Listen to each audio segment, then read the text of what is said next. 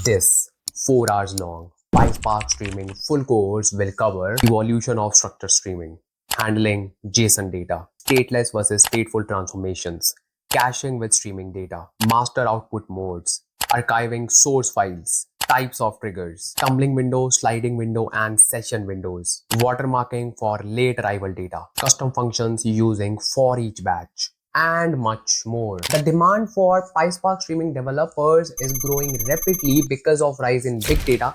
And you know the best thing? The competition is really low. But why? Because PySpark streaming is not mastered by many due to its complexity. But I have spent so many days to create this video so that you can master PySpark streaming with ease and definitely will help you outstand in the interviews in 2025. So take out your notebooks and just start taking notes because this video is full of insights and amazing PySpark streaming concepts. So let's get started.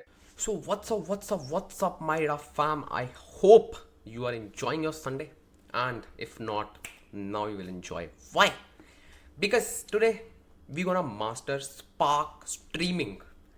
And let me just tell you one thing: in the world of big data, where we are just working with batch processing, batch data processing, working in batches, Spark streaming, or you can say streaming, is very important because data size is growing rapidly. Plus, every single organization right now is trying to leverage streaming data processing, or you can say stream data processing. And what is the best engine for that? Apache Spark, as we all know that, because it goes hand in hand with your batch processing as well. All those things we'll be just talking about later in the video, but for now, for this introduction, let me just tell you, Spark streaming is like non-negotiable right now. Earlier it was like good to have, but now it is non-negotiable. You have to know all those important concepts plus implementations plus optimizations, everything. So obviously you have to master it, and now you know that how you will master it, because I'm here with this video, and in this video you will gain strong hands-on, strong conceptual knowledge plus implementation, everything.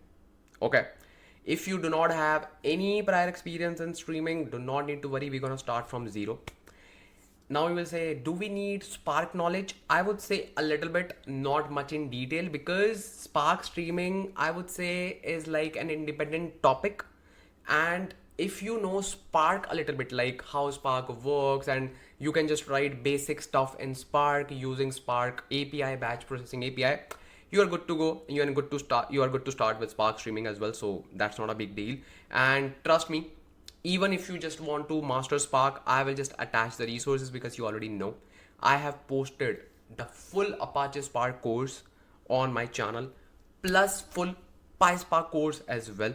So you are good with all the resources. And if you just want to cover those videos first, you can just cover those videos first, and then you can just jump on this video.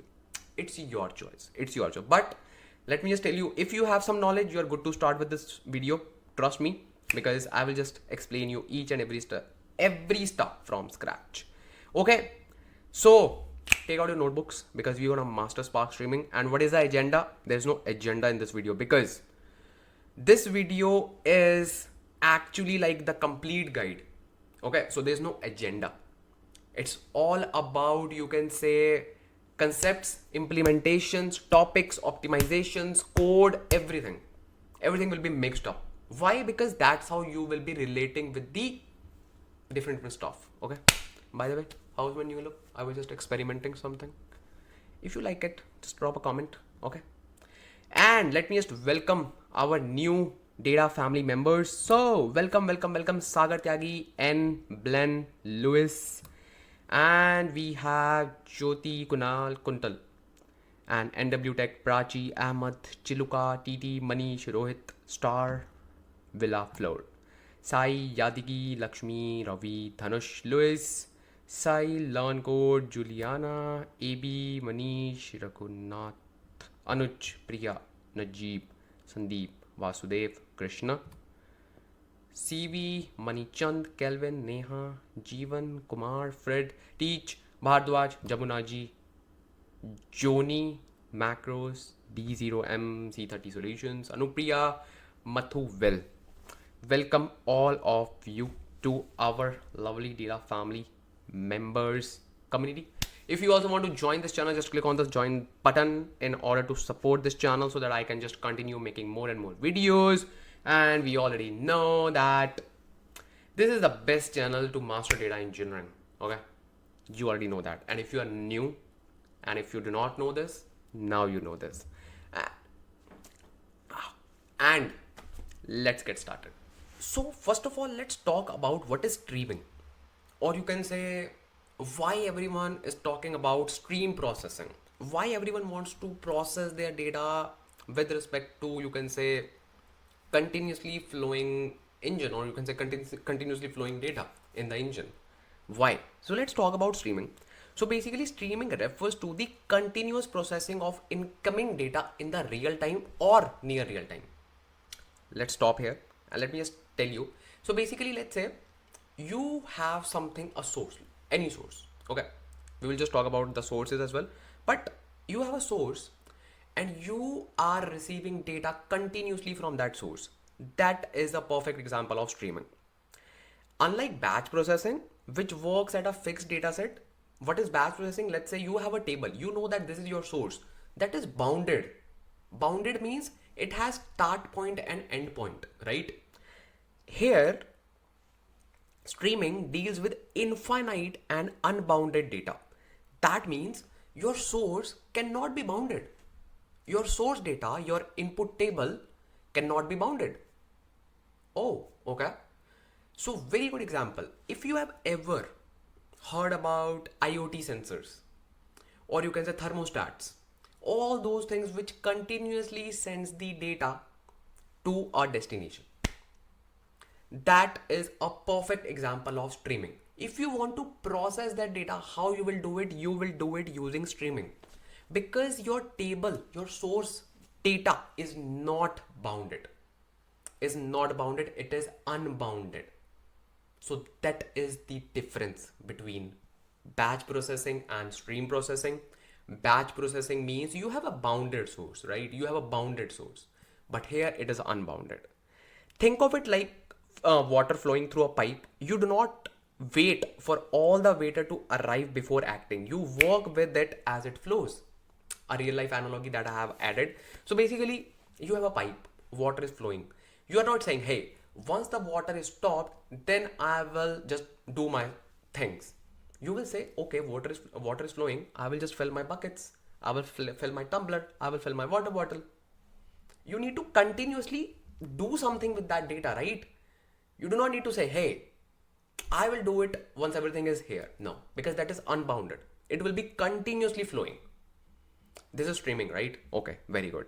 And now you know why it is so much in demand. Why streaming is so much in demand? Because nowadays we are dealing with sources in which data is being added so rapidly, almost near real time.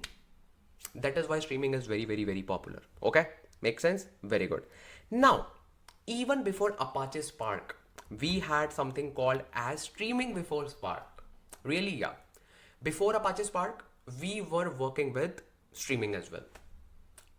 Makes sense, because Spark is not like very old. Okay, so the technologies, okay, I still remember, like, I think there's a technology called Apache Storm that was very popular before Apache Spark. So all those technologies were being used to perform your real time data, or you can say data in near real time manner. Okay, but why did we just shift to Spark, and what were the features available in that particular one, those technologies? So basically, data flows through a graph of operators called nodes. Each node processes one record at a time and forwards the output. So you would be familiar with a term. If you are not, you will be, if you are just working with real-time data. They were processing data one record at a time. One record at a time. Oh, they were saying, hey, we will receive the data. Okay, let's say this is the source, and let's say this is the data 1, 2, 3, 4, 5, 6, and this is, let's say, my engine.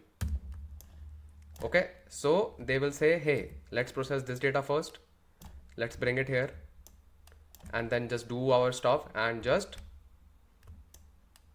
send this data to the destination, then second, then third, right? So they were working on one data at a time, or you can say one record at a time architecture. Spark came into the picture and he said, bro, what are you doing? What are you doing? Do you have a lot of time? Do you? So instead of just processing one record at a time, we can actually process data in batches. What are you trying to say, Ansh? We said we will not be working in batches, we will be working in real time. Exactly. Spark actually said the same thing. Spark said we will be working with batches, but we will just cut down the size of batches. We will create micro batches. That's where Spark came with the concept called micro batches.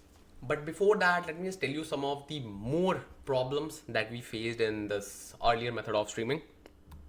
So basically the first of all is fault tolerance. As you all know that Spark is very popular for fault tolerance, but before Spark, fault tolerance was hard. If a node failed, recovering the lost record was expensive and slow. Handling slow nodes, stragglers wasn't easy. Debugging and maintaining such system was complex because obviously you need to just perform all those manual work. Okay, so these were like some of the, you can say, add-ons that were added along with your one record at a time. Okay, now let's see how picture actually got changed after Apache Spark. So Apache Spark introduced the concept of micro batching. Simple. So let me just tell you what was that. Instead of processing one record at a time, Spark groups the incoming data into small time intervals, and this interval can be, let's say, 1 second, 2 seconds, 3 seconds, or even in milliseconds. That depends upon your trigger frequency. Okay, and treat each as a mini batch job. Simple. Key concepts in D streams. Now, what is this D streams? So if you do not know, D streams are Spark streaming. Okay, so this was the previous version of Spark streaming. What is the current version? Current version is something new. This is not even that we use right now. Okay. Oh, so D streams are your prior, you can say the first Spark streaming available in the industry, D streams. And these are not being used now because we use Spark structured streaming now because this is better, obviously. So what are the key concepts in D streams? Uses Spark's batch engine under the hood. So as you know that we have Spark engine to process our data. So it uses that same engine. That's it. Easy to implement and scale and better fault and tolerance because of Apache Spark. Makes sense? But this solution was also not enough. Why? Because API was RDD based, low level and harder to work with. As we all know that currently we work with data frame APIs, we do not work with RDD APIs. I'm just talking about when we write the code, okay?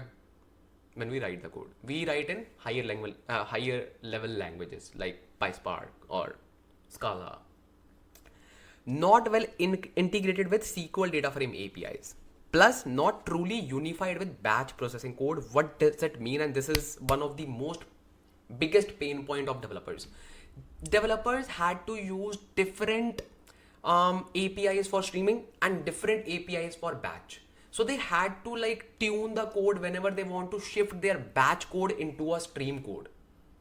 But finally, welcome Spark structured streaming, and it said, bro, if you are processing your data in batch, if you are processing your data in stream, done. Same code for both. What? Same code? Yes. That's why I told you, even if you do not know much about Spark, this will be very much relevant to you because Spark structured uses same code for streaming and same code for batch processing. Wow. This is revolutionary. That means even if you have prepared your notebook, even if you are, let's say, processing your data in the batch processing manner, and currently, let's say, your manager, or let's say you thought, let's process the data with the streaming manner, let's say streaming architecture, you can do it. It is just a piece of cake for you. Why? Because all those transformations will be exactly the same. Exactly the same. You do not need to make any change in your code. Yes, there'll be like little tweaks. You need to define the reader query, writer query, and that's why this guy is here to tell you everything. But it's a great news for you. Great news for you, bro. Great. But implementation is same, but concepts are totally different. Totally different. And if you do not know the concepts, how you can work with Spark Streaming, bro? How? And obviously in the interviews as well, if you're just preparing for the interviews, okay. Obviously you are learning Spark Streaming, and if you are already a data engineer, you would just prepare for better company. So interviews are like your part of life, okay. So even if you're preparing or will be sitting in the interviews, you need to know the concepts. That's why this guy is here, Ansh Lamba, to tell you everything. Okay. So now let's try to understand Spark structured streaming with the philosophy. Structured streaming. Basically, as we already talked a little bit about streams and unbounded table, so let's revise those things. Structured streaming means we need to imagine our source as a structured unbounded table. This is the best definition for structured streaming, because a stream is treated as a table that is constantly growing. Because as we just talked about, that stream source will be stream source, or you can say streaming source, whatever you want to say. Okay, so that particular source will be growing rapidly. Now, being a data engineer, being a data analyst, being a data scientist, being an AI guy, anyone. Okay, so the thing is, when you just imagine your source as a table, you can actually implement those things easily, because you can imagine, hey, I have a table and I have rows. That's it. Because your mentality has been grown like that. Make sense? Make sense? So that is why whenever you want to just work with Spark structured streaming, okay, just imagine your source as a table. And this is a special kind of table in which you keep on adding rows and rows and rows. It never ends. That's it. Okay, so new data is like new rows being appended to the table, as I just mentioned. Makes sense? Now let me just actually make you understand this. So let's say this is your data. Okay, this is your data coming from IoT, and you have already stored this data in a table. Okay, or you can say this is your table, this is your query, this is your source table, this is your source table. Because obviously if you have IoT data which is just constantly just generating data, you will actually capture this data somewhere, maybe in your blob storage, maybe in your, let's say, OLTP database, anywhere, right? Maybe in your NoSQL database, anywhere. So this is your source table, or you can say input table. So let's say after some time, after a few seconds, you got another entity here. So what will happen? In the same table, this row will be added. Then let's say after some time, you got another data, let's say here, then this data will be added as a row to our unbounded table. Why table? Because we are working with structured streaming. That's the whole intent behind Spark structured streaming. Make sense? Make sense? Make sense? So what does Spark actually do? Let me just tell you. So it allows you to query this growing table. Which table? As we just saw, black and gray. Okay. You can actually treat that growing table as your static table. Why? Because you have already worked with so many tables in the past. So you can just treat it like a normal table. That's it. That's it. That's why you use same code, batch code, and your real-time code, or you can say streaming code. We will master all these things by just using code as well. So do not worry. Do not worry. Just grasp the concepts first of all. Okay. and it keeps updating the results as new data arrives. As we all know, as we just saw, that it will keep on adding those records and it will just be treated as like new rows in a table. Okay, internally it maintains the state. This is very important. This is the backbone of Spark structure streaming. Do not worry, we're gonna master state. What is state basically in Spark? It is aligned with transformations. Okay, so in batch processing we have narrow transformations and wide transformations. In streaming we have stateful transformations and stateless transformations. We will just talk about that as well, don't worry. Okay, figures out what change and updates only what's needed. So this is very important, and this goes hand in hand with your output modes. All these things will be relevant, just be with me. These are just like your, you can say, high level overview. Okay, just be with me, baby, just be with me. So this is like your inner working of Spark. How does it do? And let me just make you understand how it will actually perform all those things with visuals, because when you actually see, you actually grasp the concept. Let me just show you. Wow, we have a great flow chart. Don't worry, it is very simple, and once you actually understand that, you will love it, trust me. So for now, just forget about this area. Okay, so first of all, this is your input table. This black thing is your input table. Okay, and just be with me, just be with my marker. Okay, let's say this is your input table and this is your first iteration that you're performing on your input table. Make sense? Very good. So what will happen? You will simply use this unbounded ever growing table. Very good. And as we already know, okay, so you will simply apply your query. Query means like you're simply reading the data. That's it. Okay, you applied your query and you got your output in your destination, and it can be anything. Let's say you are just writing your data in the Delta Lake, in ODBC, in OLTP, anywhere. Okay, so for now, let's take an example of any table. For now, just to make things simple for now. Okay, this is like any table. Okay, now after t equals to 2 seconds, what will happen? Obviously we know that we will get some more records. Okay, and this is our query. What will happen? It will simply add these new records here in our final output table. Final output table. Make sense? Very good. Now after 1 more second, we will get more records. Here we will apply our query and we will simply add more records in our destination table. That's how it works. This is so simple. Wow. And this output mode is append mode. Okay, we will talk about all the modes, but before that we need to cover so many things. Okay, it's so easy to just show you the code, tuck, tuck, tuck, tuck, tuck. This is your mode. But if you want to grasp all the things, if you want to connect all the strings in the structured way, hold on, baby, hold on. Let me just tell you all the concepts, okay, which are required to get started with the code. Code is very easy, very easy, very easy. Trust me, you just need to write like at least, I would say, few lines of code, like 10 to 15 lines of total 10 to 15 lines. That's it. But don't worry, I will just add some real-time scenarios. I will just give you a hint. I will simply add JSON data, because JSON data is very difficult to just work with. It is not like very difficult, but as compared to other files, it is difficult because you have like structured, semi-structured data, hierarchy within those things. So it will be fun. So do not worry.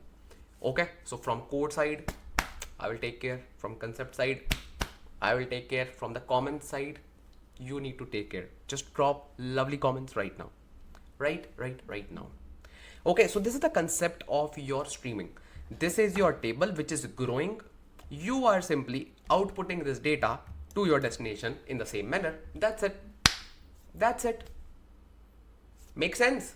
That's all about your fundamental. Now it's time to master transformations in streaming. Okay? Because now I'm gonna make you think how Spark will handle transformations. This was just about reading, writing. What about transformations? Now picture will become a little bit complex because transformations are entered into Spark structure streaming. You will say, Ansh, Lamba. Yes, bro. Can we just see a demo before jumping onto the transformations just to see a normal example? No. No. Because you will be confused when you will be reading, or you can say learning transformations. You need to first learn the transformations, then you will see append mode, update mode, complete, all the modes, bro. So do not worry. And it's very simple. Stateless and stateful transformation, let's quickly cover and let's actually see what are those things. Okay, let me just tell you, and I will simply ask you some questions before that. Okay, let me just make you understand everything in stateless and stateful transformations. Okay, let's talk about it. So let's try to understand stateless transformations first of all, because it is the easiest. The other one is also easy. You are with me, don't worry. So basically, you can relate stateless transformations with narrow transformations. If you already know narrow transformations, it is just a piece of cake for you. If you do not know what are narrow transformations, still it is just like a cake of maybe pastry for you, not a cake. Just kidding. So basically the thing is, let's take an example. Let's say, obviously you should know, like, we work with executors in Spark, right? Okay. So let's say this is your executor number 1, executor number 2, executor number 3. Makes sense. So whatever your source query, or you can say source input table, is here, right? So let's say this is the latest micro batch. What is this? This is the latest batch. Makes sense. This is the latest batch. So we know that in Spark, we distribute our data to the executors. Make sense? So far, so good. Very good. Let's say we divided this data. Obviously, we made like logical partitions and we sent the chunks of these partitions to each executor. Let's say 1, 2, and 3. Okay. So far, so good. Now, if let's say I'm applying a select statement, just a select statement, okay? A select statement. Now, just tell me one thing. This chunk, this chunk, this chunk. Let's call it as, let's say 1, 2, and 3, okay? If I want executors to select my columns, do they need to depend upon the other 2 partitions? Answer is no, obviously, because this partition can just apply, or you can say this executor can apply select statement on, or you can select transformation on top of this partition without any kind of hassle. Same with this, same with this. That means we do not actually need to share the data between the executors. Sound similar to narrow versus wide transformations? Okay, very good, because this is required. Okay, this is fine. We just output this data to a destination. Let's use green color. Okay, let's say this is our table output data. Then we have second batch. Let's say we got second batch. Now, obviously this is stream. This will like continue doing the same thing again and again and again. So it will simply apply select statement again. Makes sense. Then it will make partitions again. Okay, makes sense. And this time, obviously data will be different because this is new data, bro. This is second batch, right? This is second batch. Okay, makes sense. This is second batch. So now this data will be again logically partitioned and it will go to executor number 1, executor number 2, executor number 3. Now tell me one thing. This executor needs to worry about the previous transformation? The answer is no. That means this data that they have just written to the destination, do they need to worry about this? Obviously no, because this data is written and this is just a select statement and they do not need to refer to that particular table. They can simply apply select statement and can just add rows here, as we all know, right? As we all know. This is simple. So this is your stateless transformations in which executors do not need to worry about the previous state, or you can say state of the table in which they have written the data. They do not need to worry about the state. Make sense? And the other transformations are your filter, or you can say all those like narrow transformations are your like stateless transformations, because they do not actually need to store your state. That is why it is called as stateless transformations. Oh, okay. So now let's take an example and let's try to understand stateful transformations. Okay, let's transformation. And I have made some notes and I will just use that. So when I was just like reading those things, so I just made some notes. So I want to share it with you so that you can also understand in a better way. So let's say you have two executors, simple. Executor number one, executor number two, and you have source. Let's say you got marble balls, or you can say any kind of ball. Okay, and they have like specific color to it, maybe red, green, blue, yellow, maroon, any color. Okay, so let's say this is your blue color. Okay, we have pink color. Wow. Then we have, let's say, green color. Then we have orange color. Okay, these four. Make sense? Or should we add more? It's fine. Okay, it's fine. Fine. Or should I add more? Yeah, let's add more. So let's say I have one more orange. Okay. I have one more green. Okay. Then I have one more green. And I have one more blue. Okay. So these are your 8 balls, 2, 4, 6, 8. Okay. So let's say these are your two executors and this is your data. First batch. This is your first batch. Okay. Now this is your first batch and you are applying a transformation, not transformations, it's transformation.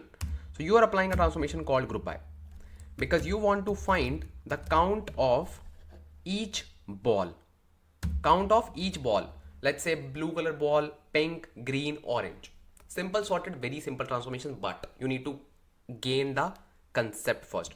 So basically what it will do, it will simply partition this data and will send some data there, some data there. So let's say this data, blue color data, will go to the same executor. Why? Because as per the Sparks rule, same ID will land on the same executor. Make sense? Okay. So let's say blue color came here.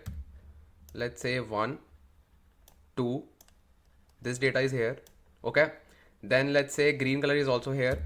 Let's say 1, 2, 3. Okay. And pink is here. Okay. And orange is here. Make sense? Because as per the rule, we need to just land the same ID on the same executor, right? So what it will do, it will simply apply the aggregation. It will simply say, hey, I have,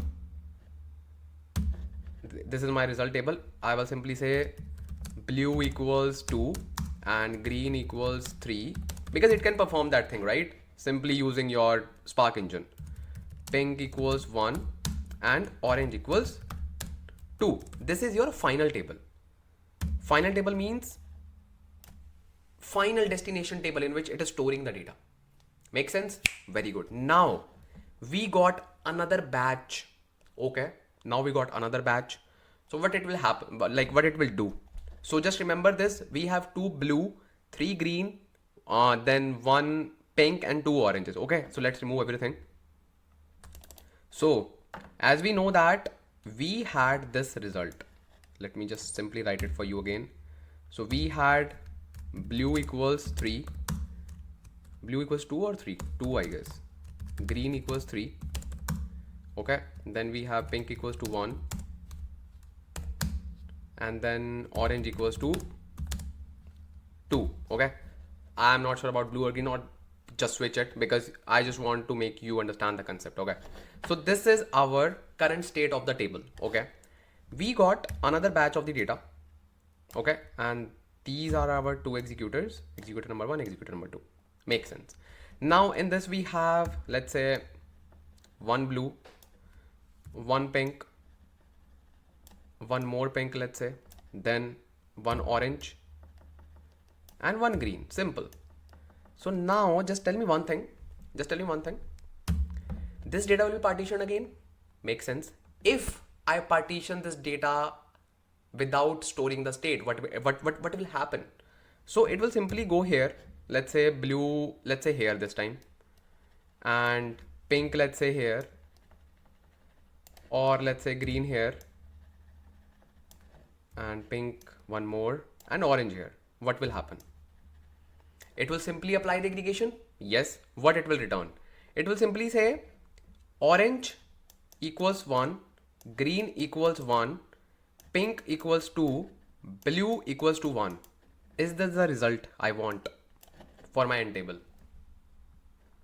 Is this the result I want for my end table?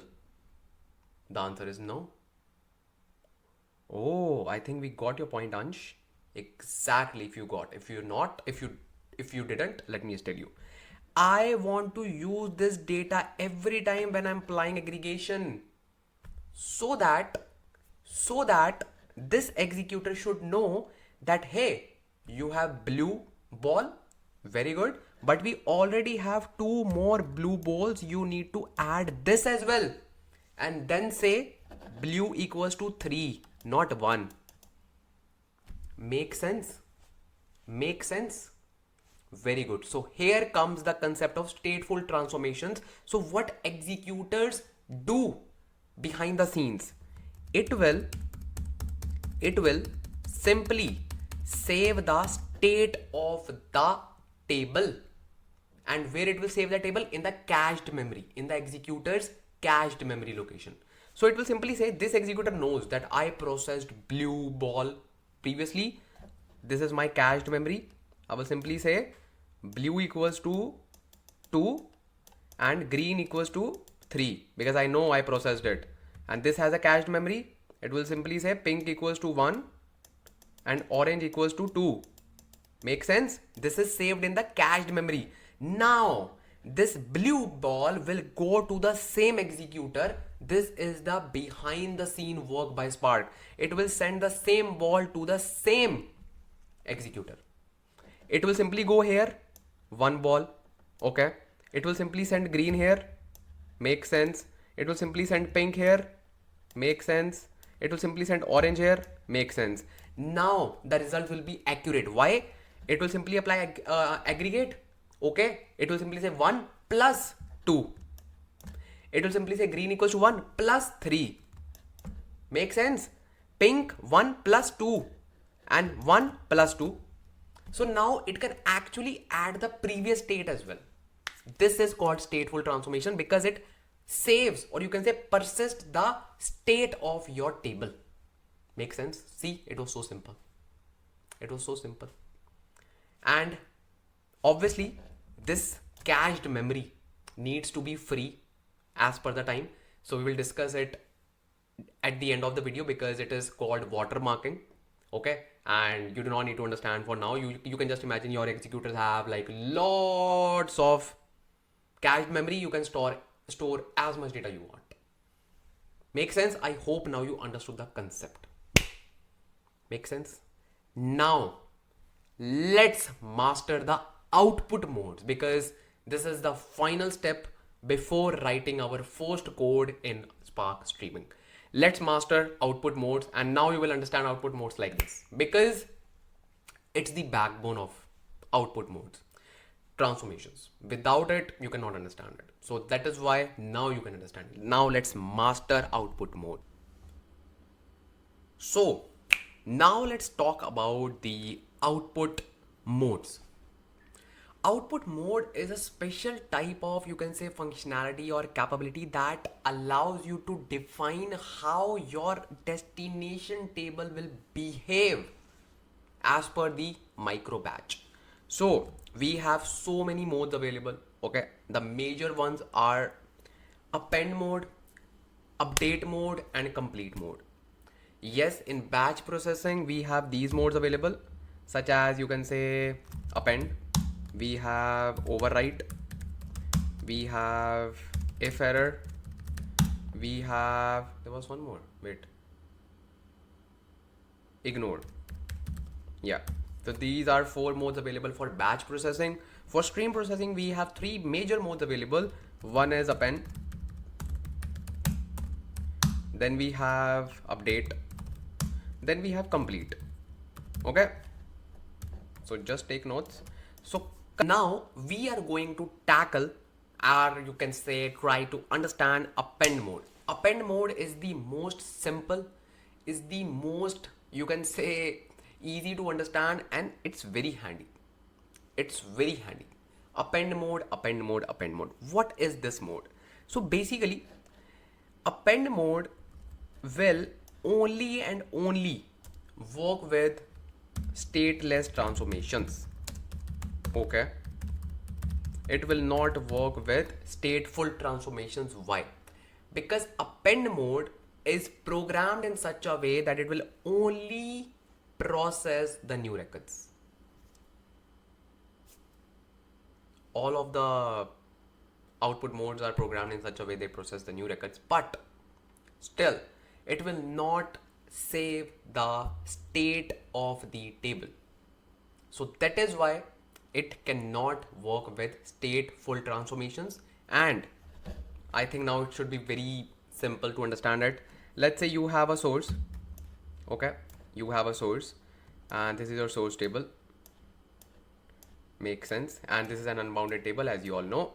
So what it will do, it will simply write this data to the destination without any kind of stateful transformation. We can apply stateless transformations such as filter and all those things, select statement. Don't worry, I will just show you as well. So if we have, let's say, new data, so it will only and only write the new data here. That's it. It will not save any kind of state. It will not change anything. It will not use update method, nothing. No state is saved in append mode. That is why it is the most simplest one and most easy to work with. And in many scenarios, you will see only and only append mode. And it is very handy when you want to work with logs, because those logs will not be changed, right? You just need to insert it, you just need to ingest it, and that's it. Makes sense? Because you do not want to change your logs. Makes sense? Makes sense. So it depends, like in which layer you are using. So let's say, as you all are familiar with medallion architecture, I can say that we can work with append mode in the raw layer, because in the raw layer, we do not want to change our raw layer. We just need to insert the data. That's it. That's it. So append mode can be very handy in that particular layer. Now it's time to actually see append mode in real code. And as I just mentioned, that I will bring JSON files so that you can actually understand how you can work with JSON. Because if you are learning Spark Streaming, it's my duty to make you understand how to work with JSON. Work with JSON files is an art. Trust me. Plus, it is exactly same as you work with JSON files in the batch mode. Make sense? But in the batch mode, you will not be working with JSON files frequently. But in Spark Streaming, you will be working with JSON files frequently. So that is why it's my duty to make you understand the JSON processing. Okay?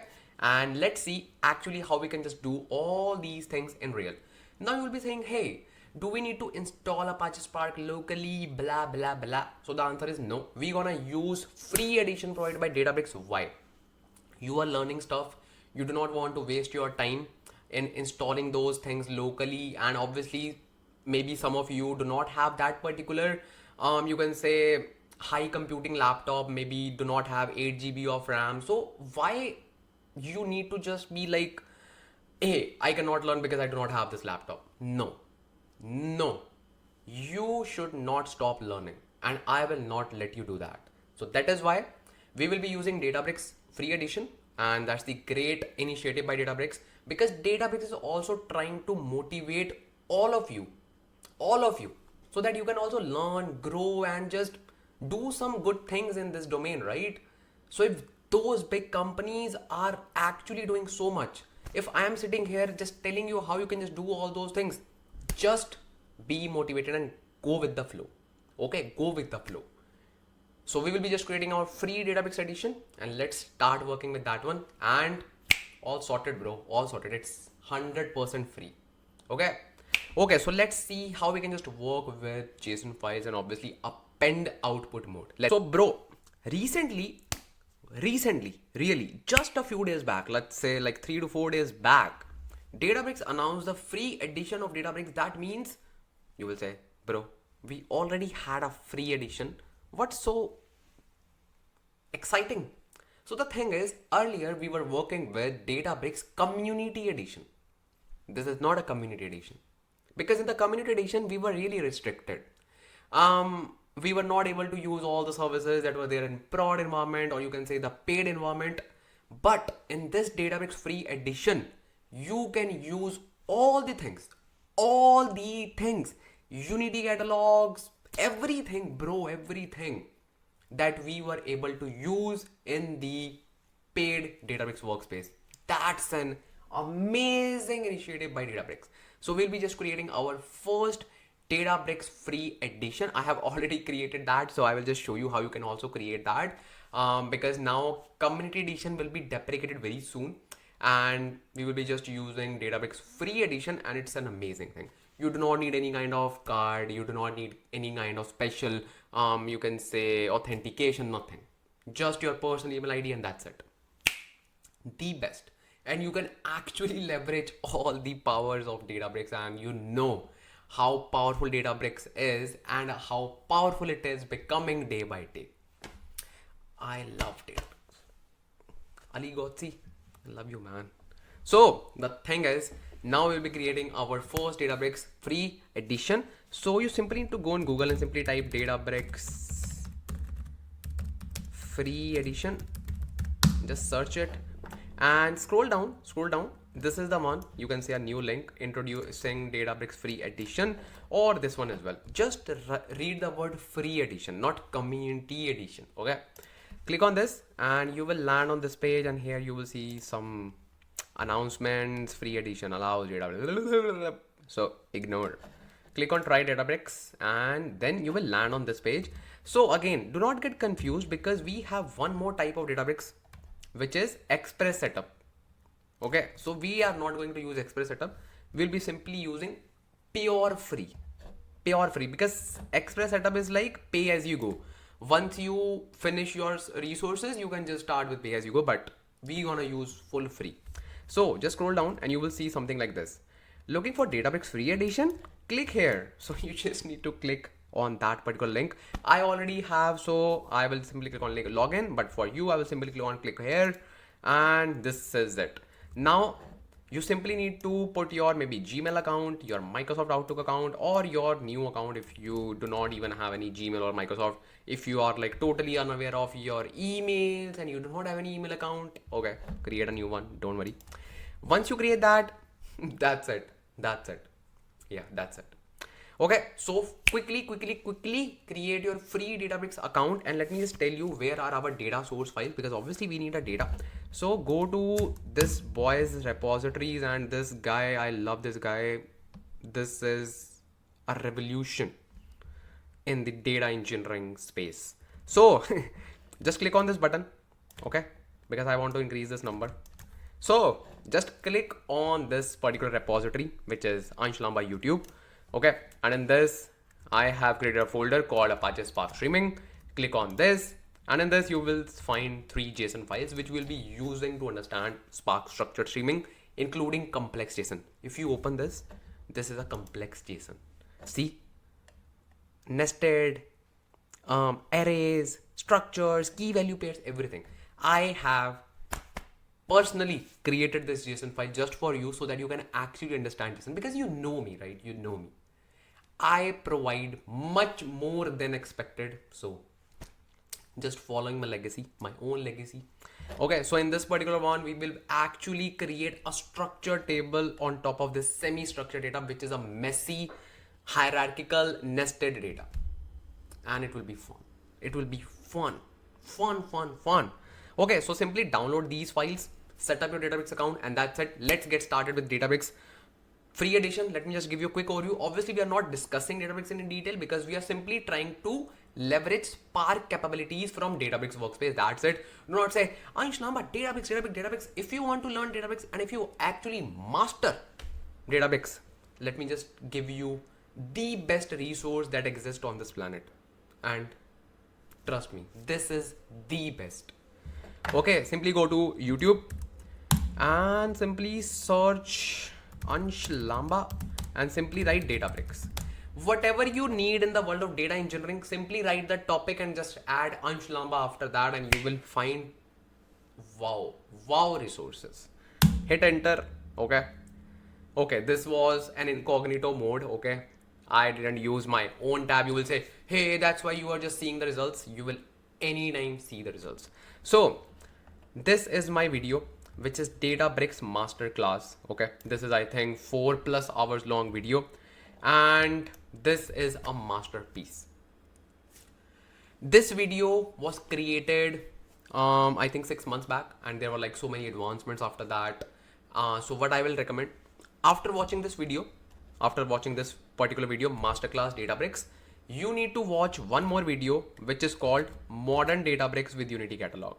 So this is a kind of, you can say, second part, or I would say Databricks with advancements. Okay, so you can simply watch this video as well, because this video will actually cover your all the modern concepts: Unity Catalog, Unity Metastore, volumes, cloning, autoloader, all those things. Okay, so simply watch this video and this video.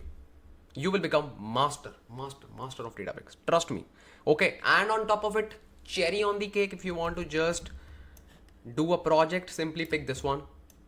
I have made like a lot of projects on my channels, and those are like industry level projects. That's why you are seeing like this is like 6+ hours long video. Oh man. Okay, so I'm just providing you the resources. Rest is up to you. You need to spend your time. You need to just sit and learn and fulfill your dreams, bro. Fulfill your dreams for you and for your family. Make them feel happy. Okay, so now let me just actually use my Databricks account. I will simply say Databricks free edition, and I will simply click on this link, try Databricks, and I already have account, so I will simply click on login. Okay, if you will say, hey, once we create the account, how we can just access it? Land on the same page, but pick the different link, which is login. Click on it, and let me just pick my account and let me just show you. So this is my Databricks account that I have created. As you can see, my email ID, which is my ID that I use to just use my Azure resources. So this is our Databricks workspace, and as you can see, in case of Databricks Community Edition, we do not see all the options, but here we have all the options, and wow, love you Databricks, love you a lot. So you can actually build Delta Live tables, data ingestions, all the things, bro, all the things. Everything is available for free. Okay, so what we need to do, we will simply go to catalog. What is this? Again, you can just watch those videos. You will become a master of Databricks.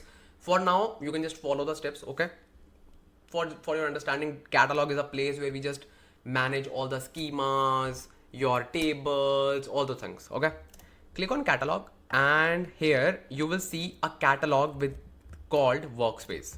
This is default catalog that we get, and in the free edition we just get one catalog. And how many catalogs do you want? You just need one. Okay, just click on this and you will see that I have default schemas, which is default and information schema. Make sense?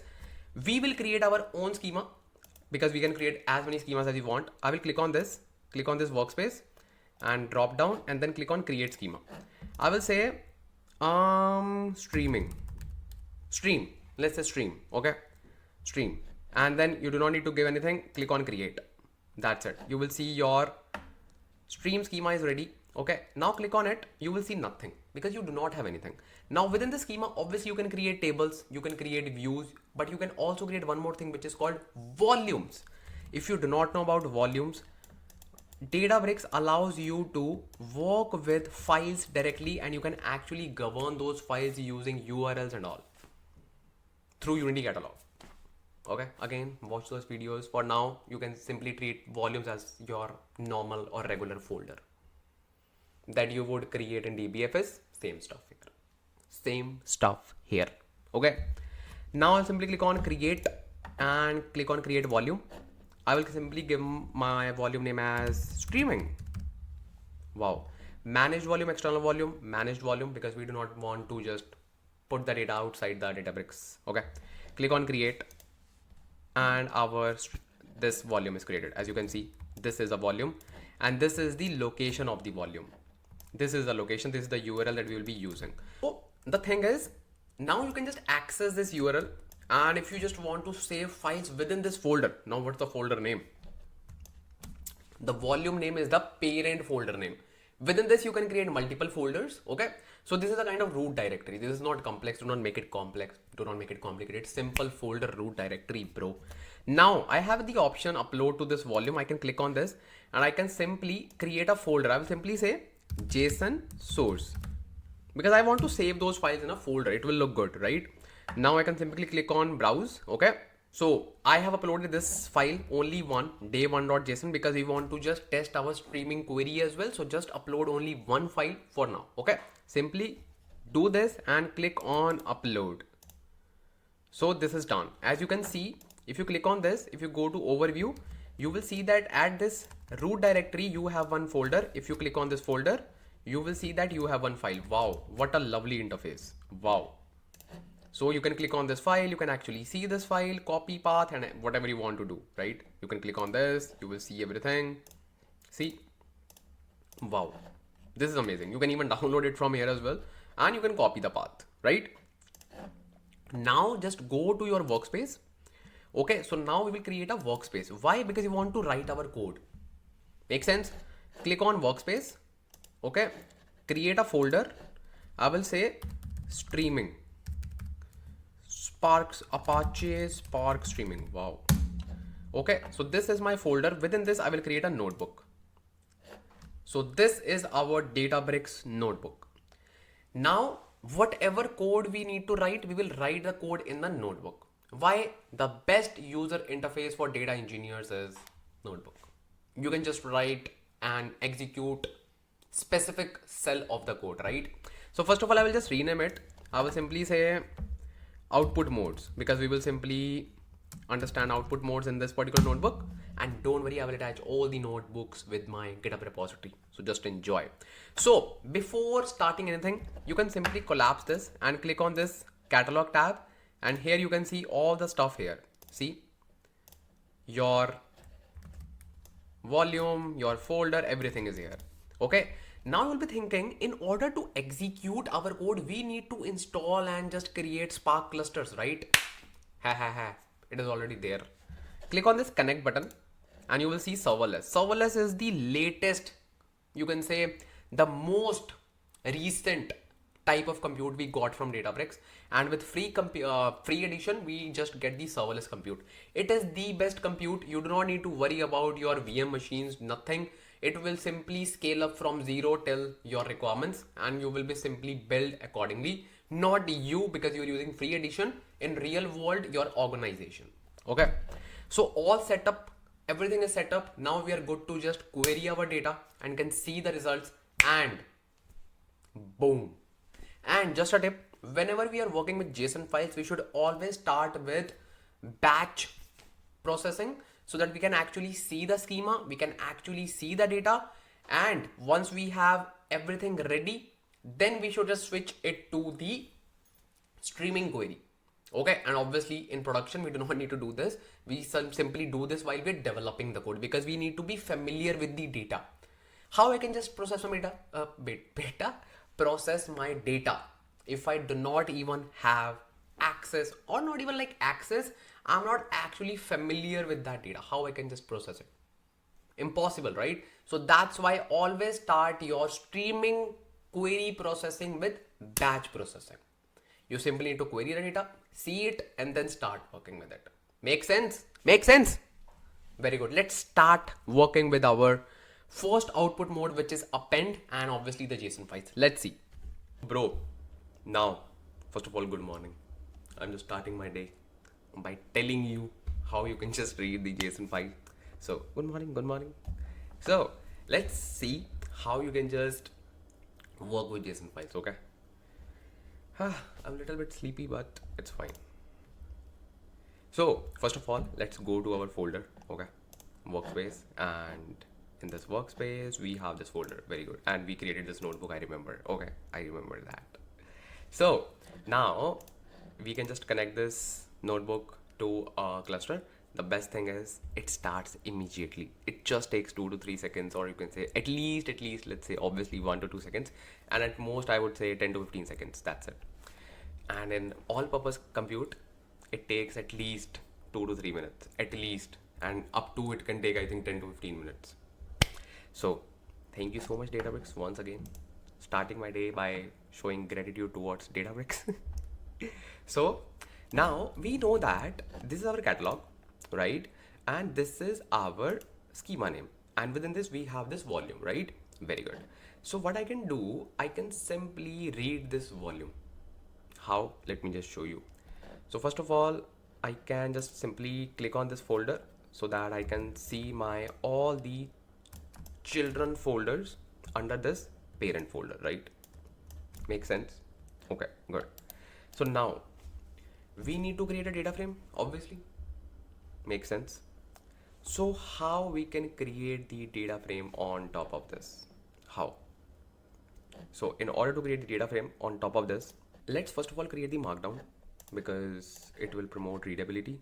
And I'll simply say read JSON data and batch, and don't worry, I will just provide this notebook. Okay, so now how we can just read the data from the volumes? Obviously, because it is very easy to read the data from a folder, a DBFS folder, anything. But for reading from volumes, it is also very easy. So let me just show you the code. It is exactly the same. I can even take you to the documentation, but first of all, let me just write that code.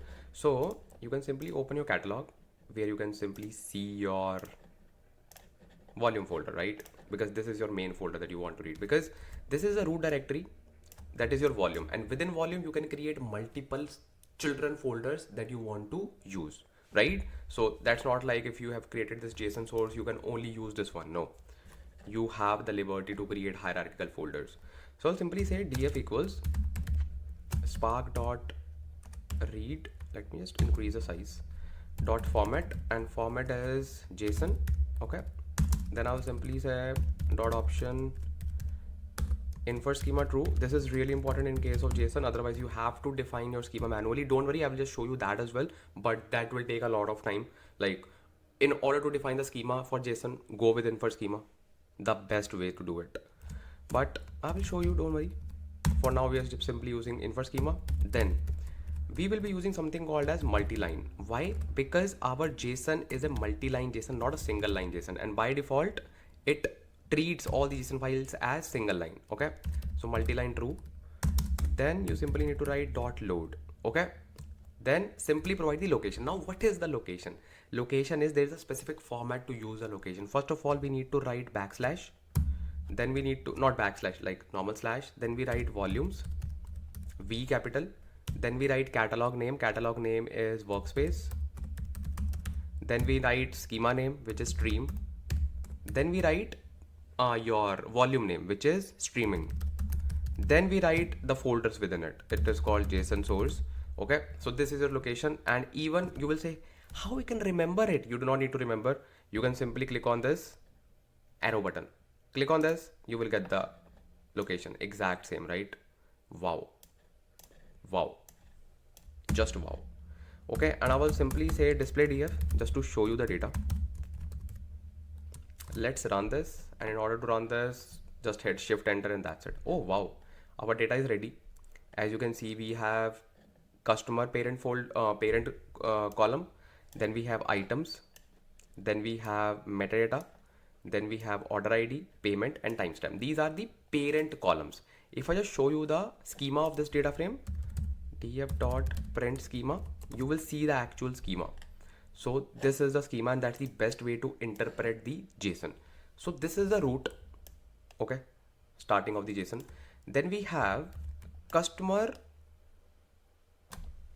root column, and within this we have struct data type. Okay, within that we have address, which is also of struct data type, and within that we have city, country, postal code.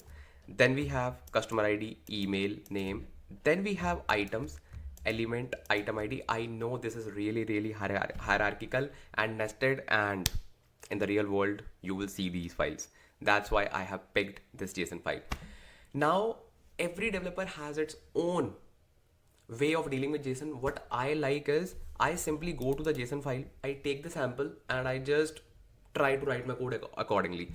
Obviously you can interpret through here as well, but I like visuals more. So what I do, I simply go to the JSON, okay, and I can simply go to JSON. Where's my JSON? Okay, here, catalog and stream, then obviously volume, and this is my folder, this is my file. Okay, I will click on it, I will expand it, expand,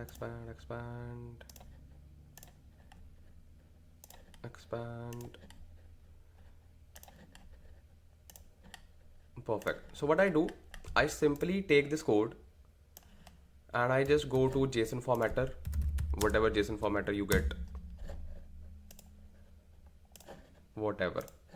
Let me just search again, JSON formatter, and just click on the very first link. So I will simply paste my JSON and I will simply interpret from here. I can expand it. So this is the beginning. Okay, so I know the first column is order ID. Okay, then we have timestamp, then we have customer. Make sense? Because in the customer we have hierarchy of because at customer level we have a dictionary, and within this dictionary we have customer ID, name, email, and for address we have another dictionary.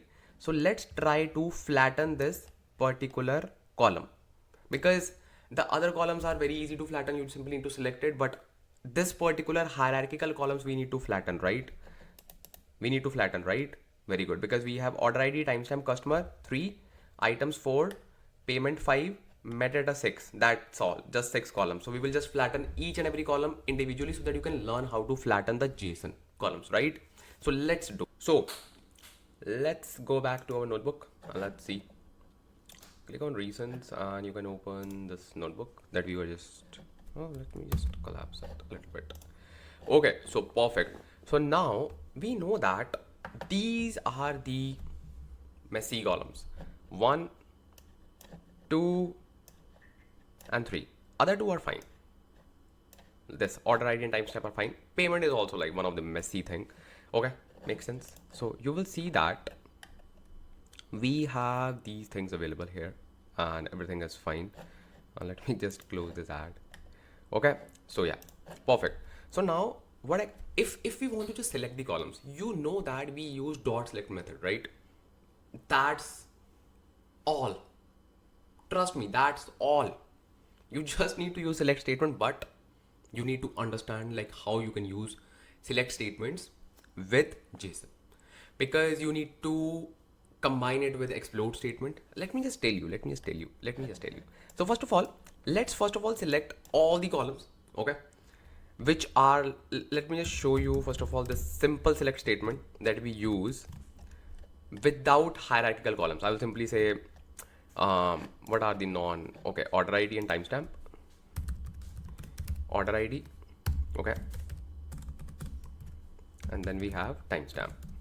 Make sense? Good. If I just run this, and if I just run this, you will see it is very easy, okay, to work with these simple columns, and you will see that it will simply display us these columns, order ID or timestamp. Make sense? Good. And it should not take much. Wow, DF is not defined. Are you serious? Here's our DF, bro. What are you doing? What are you doing? Maybe the session was off because I was cooking my food. So yeah, maybe. So let's wait.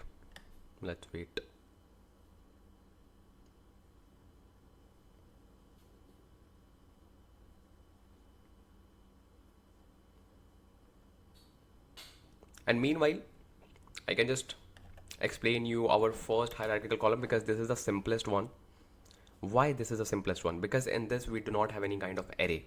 We just have nested dictionaries. That's it. So first of all, let's focus here. Okay, just focus here. This is the column that we want to flatten. Make sense? Okay. If we write df.select, just listen to me carefully because this is really important. If I write df.select and I write customer, I will get all the things, right? I will get the whole dictionary. Very good. But do you know what? If I write df.select customer dot customer ID, what I will get? Do you know what? I will get this customer ID. Why? Because first I selected customer, which is the whole dictionary, and within that dictionary I selected a specific key. This is the fundamental of Python. Okay, you are just fetching a key, because in dictionary we have key value pairs. This is key, this is value, this is key, this is value, this is key, this is value. Okay, so you are specifying a specific key. Very good. So what you will get? Customer ID. Similarly, you can fetch name, email, sorted. So you have successfully flattened the column till here. What about this? If you write df.select customer dot address, what you will get? Obviously another dictionary. Why? Because we have dictionary, right? We have another dictionary here listed. So I think it will be very easy for you now how we can just fetch city, postal code and country. Just tell me. If you have guessed it, I'm really happy. So you just need to mention here another key, nested key, and you will simply write dot city. Simple.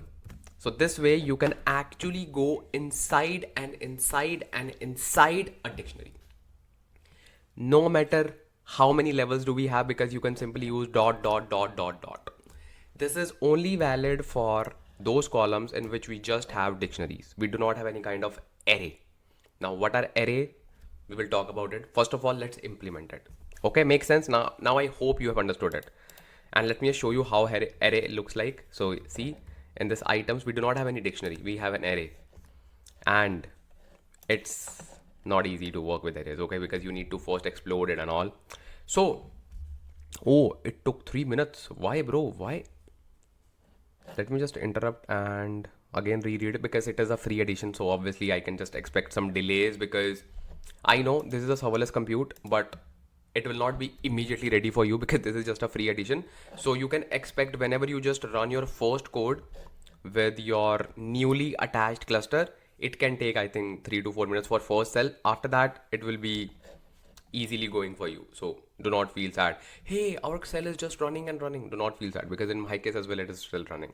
And obviously they have just launched this free edition, and I know people are like using Databricks right now. I know, like crazy. So that is why you can just expect this delay.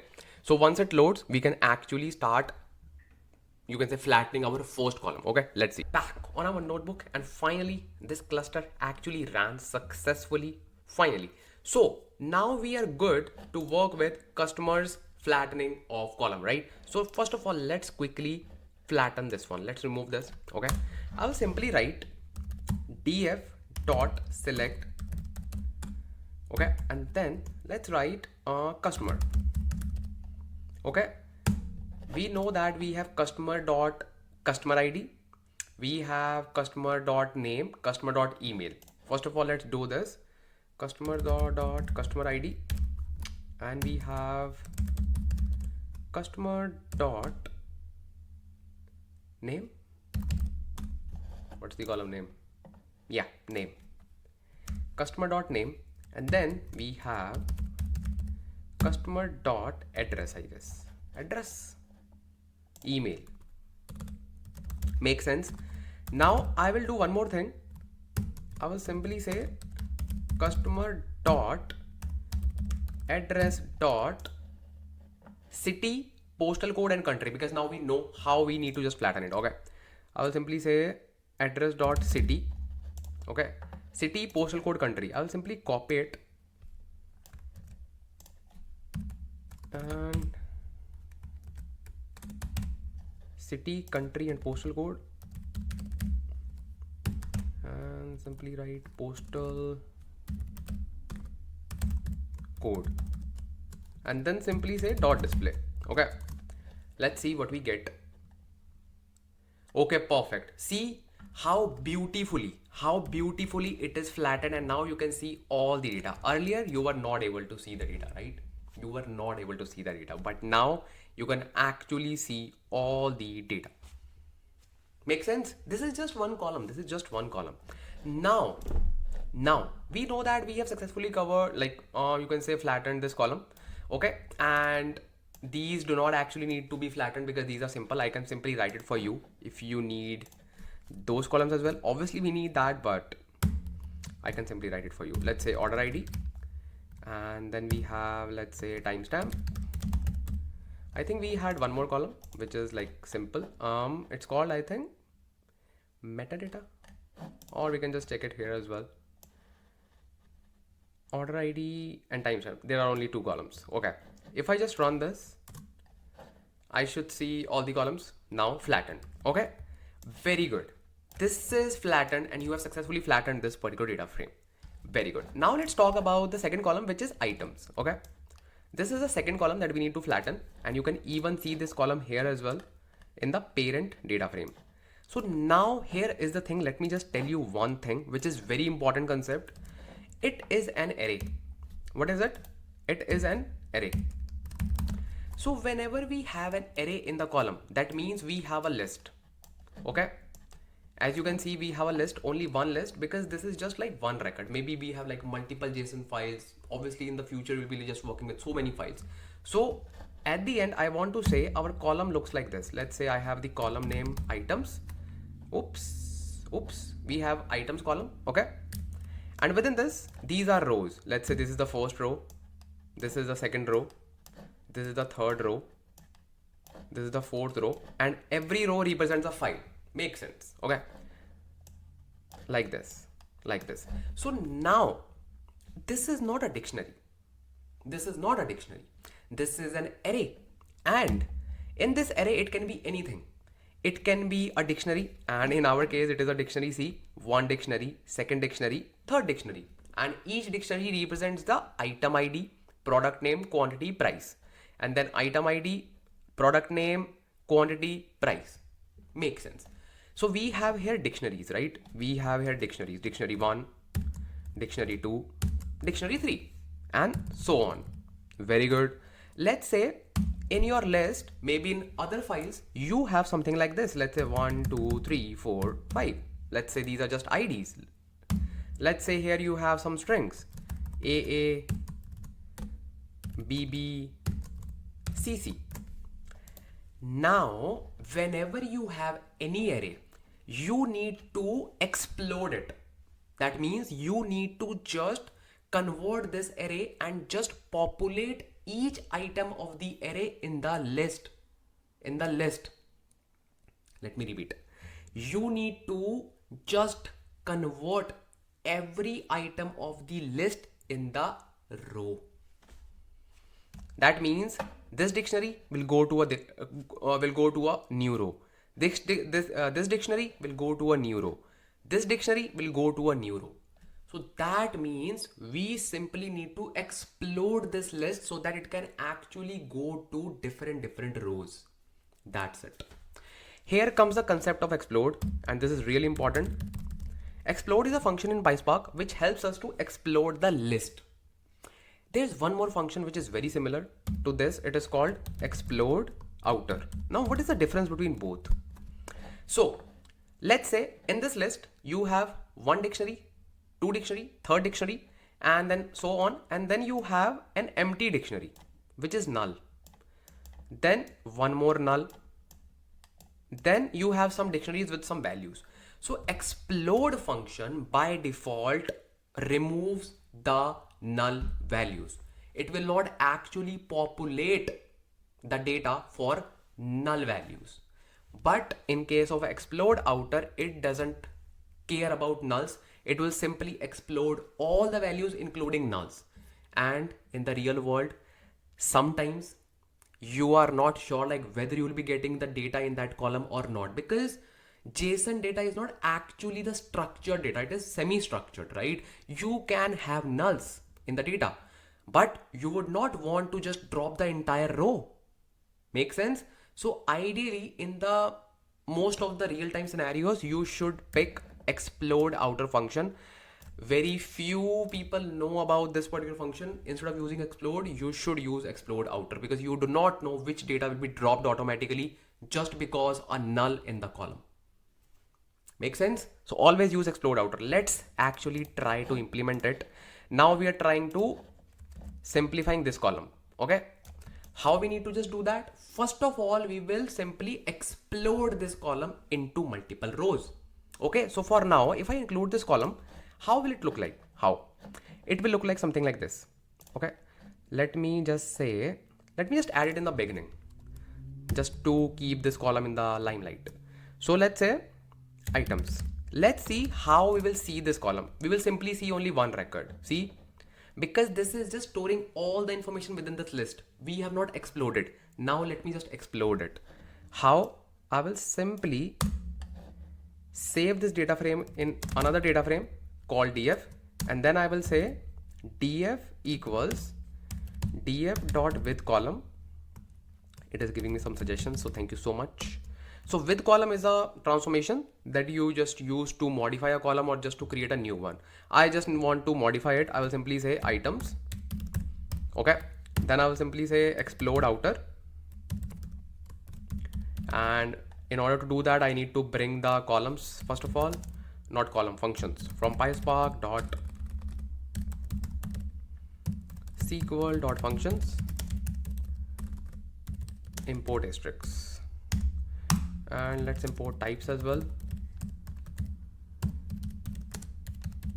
Import asterisk, perfect. So now I will simply use explode outer. Okay, and in order to use explode outer, I'll simply put items. That's it, and I can give a good name to it. I will simply say alias, and I will say items. Actually, it is not required because we are already using with column, so it's fine. Let's say display df. Let's see what we get. And perfect. As you can see now, this items column is actually exploded into rows, and each dictionary is now splitted into a different row. That's what we want. That's what we want. Now you know how to flatten it. Bro, I just told you, you know how to flatten it. This is just a dictionary. You simply need to say items.item ID, items.price, items.product name, items.wireless, whatever it is, items.quantity. Make sense? Because this is just a dictionary now. This is not rocket science now. Obviously, it was not a rocket science before as well, but now it is very simple. It is very simple. So how we can just do it? I will simply say df equals df dot with column. I can say with column, or it's not actually required because every column is unique. I will simply say with column, and then I will say item ID. Okay, and what is the formula of item ID now? It is very simple. Column of item, or you can say, I can even use select statement because it is not actually required to just do all these things. I can simply say df.select, because why we need to just create like columns like this. We will simply say df.this items.id. Oh, very good. Give me just some suggestions, bro. Bro, you were giving me some suggestions. Yeah. Items.item ID. Perfect. Items.item name. Do we have item name? No. It is not actually giving us some good suggestions, because in the paid version we get like realistic suggestions. Items dot price, and then we have items dot product name. Okay, then we have, let's say, items dot quantity. Simple. Let's say items dot quantity. Make sense? Very good. And then rest of the columns we can copy it from here. Let's say we want all the other columns, or we can simply say asterisk. This is also a good way to do that because we are already saving it. Okay, and I will simply say display df. Why I'm not using asterisk, or I do not want to use it, because obviously we will be just creating a consolidated data frame, but it's fine for now. What is the issue? Items, item. It is items, bro. It is items. Okay. Item.price cannot be resolved. Where are you seeing items.price? Okay, column variable function with name item.price cannot be resolved. Did you mean email, item, country, name, order ID. What do you want, bro? Wait, something is wrong. Items.item ID is fine.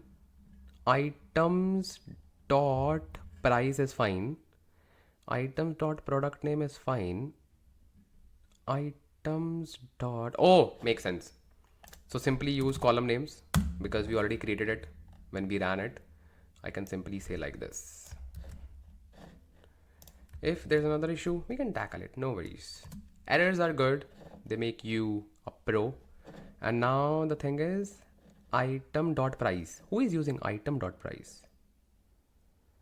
Who is using item.price, bro?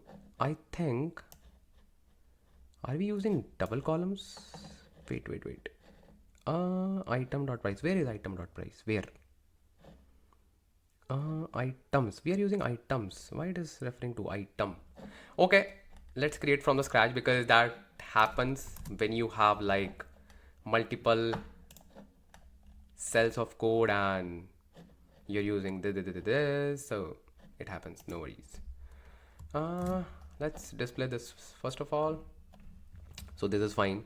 And now we are trying to read items.item ID.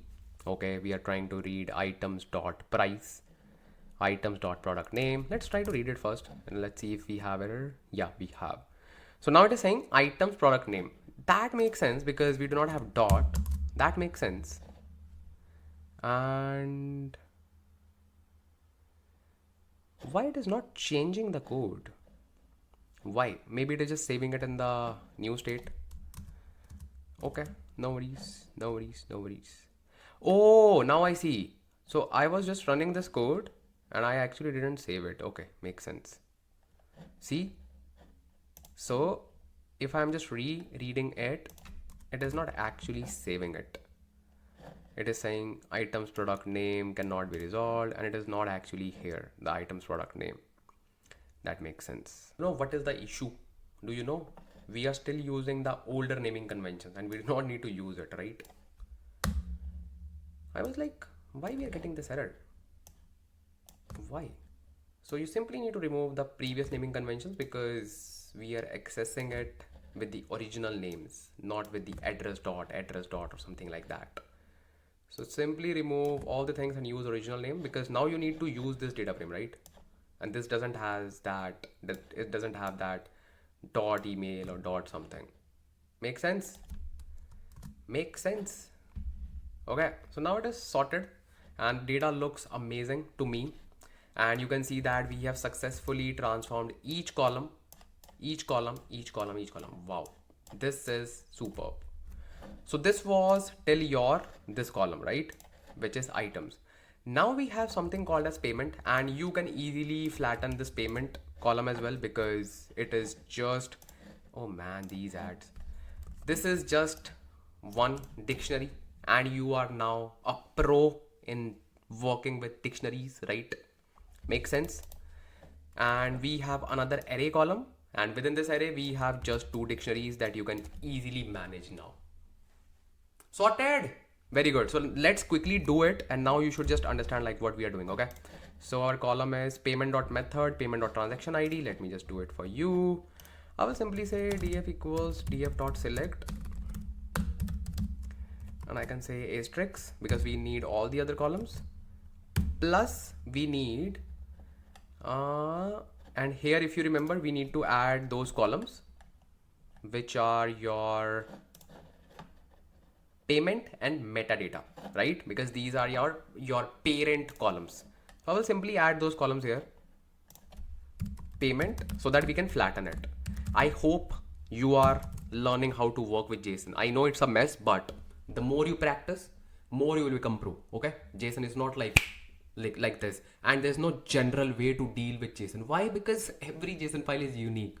Every JSON file has its own structure. We do not know. We have to look at the file and need to process the pipelines, right? It's not like a Parquet file in which we have like schema written at the footer of the file. No, bro. It's JSON. And trust me, once you master working with JSON, obviously like do not need to master, but still once you like find joy while working with JSON, you're gonna win in the data engineering world. Trust me, because You will get responses by APIs in the JSON format, and with the rise of AI, everything is like working in JSON. So JSON is very important right now. Okay, and obviously with the rise of big data, semi-structured data is the backbone of big data, I think, right now. So obviously you should know how to work with JSON. Okay, so payment is done, and what is the other column? Metadata. Okay, makes sense. Let me just rerun all the things. Why? Because we need to include now those two columns, because now you have become pro and now you know how to work with those things. I will add those two columns here as well, payment and metadata. Or what I can do, I can simply flatten it here, bro, because now you know, right? Now you know. And payment dot method,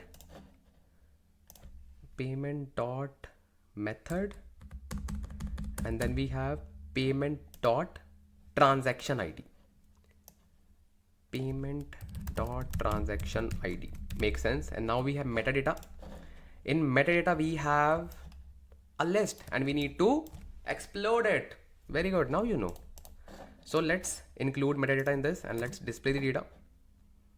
Perfect, everything is fine. We just need to, and there are, see, two lists.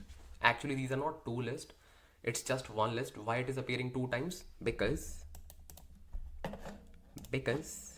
we have two item IDs, right? Makes sense, because metadata is same, right? See, there's one list of this and then this as well. So this is just one list. This is the opening and this is the ending.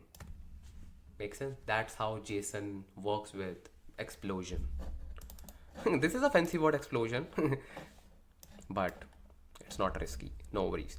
So now let's flatten that one. So we will simply say df equals df.with column, and let's explode that column, which is called metadata. Okay, and we will simply use explode outer, and I will write metadata. Perfect. And let's see display df. Okay, perfect. So now we got our two dictionaries. One is this one is this one, like the pair of dictionaries. Okay, now we can flatten it. You already know. I will simply say df equals df dot select asterisk, and then I can say metadata. Oops, yeah. Metadata dot key. Okay, and then I can say metadata dot value. Wow. Okay, and let's say display df, and yeah, let's do it. Yeah, I hope like it would not work because we have already applied the outer function. So we can start from the beginning, from here, and yeah, it should work now. Perfect. We have successfully sorted all the data. Now we can actually drop this column because we do not need it. Why? Because we have already flattened it, right? So we can simply say dot drop metadata. Makes sense. Let's rerun all the things. Click on run all. And we have finally flattened our data frame, which looks amazing, right? See, all the columns are there and you have successfully flattened this particular data frame. Now let's consolidate all this code, and now let's convert this code into a streaming code so that every time file will come and it will be converted into our this data frame. And now obviously you'll be just writing this data frame to somewhere. Let's do it. Okay, or we can also create table. We can just do a lot of things. Let's actually do it. Let's convert this code into a streaming code, right? Let's do it. So now, in order to convert this code into a streaming code, first of all, we have to remove display command, right? Makes sense. Okay, so let's consolidate all our code. And as we know that this is read JSON data, right? But now we need to read streaming data. So I will simply create one more markdown and I will simply say read streaming data. Okay, makes sense. Very good. And simple, and everything is same. And you will see I will simply copy the same code and I just need to make one change. And the change is I need to say read stream.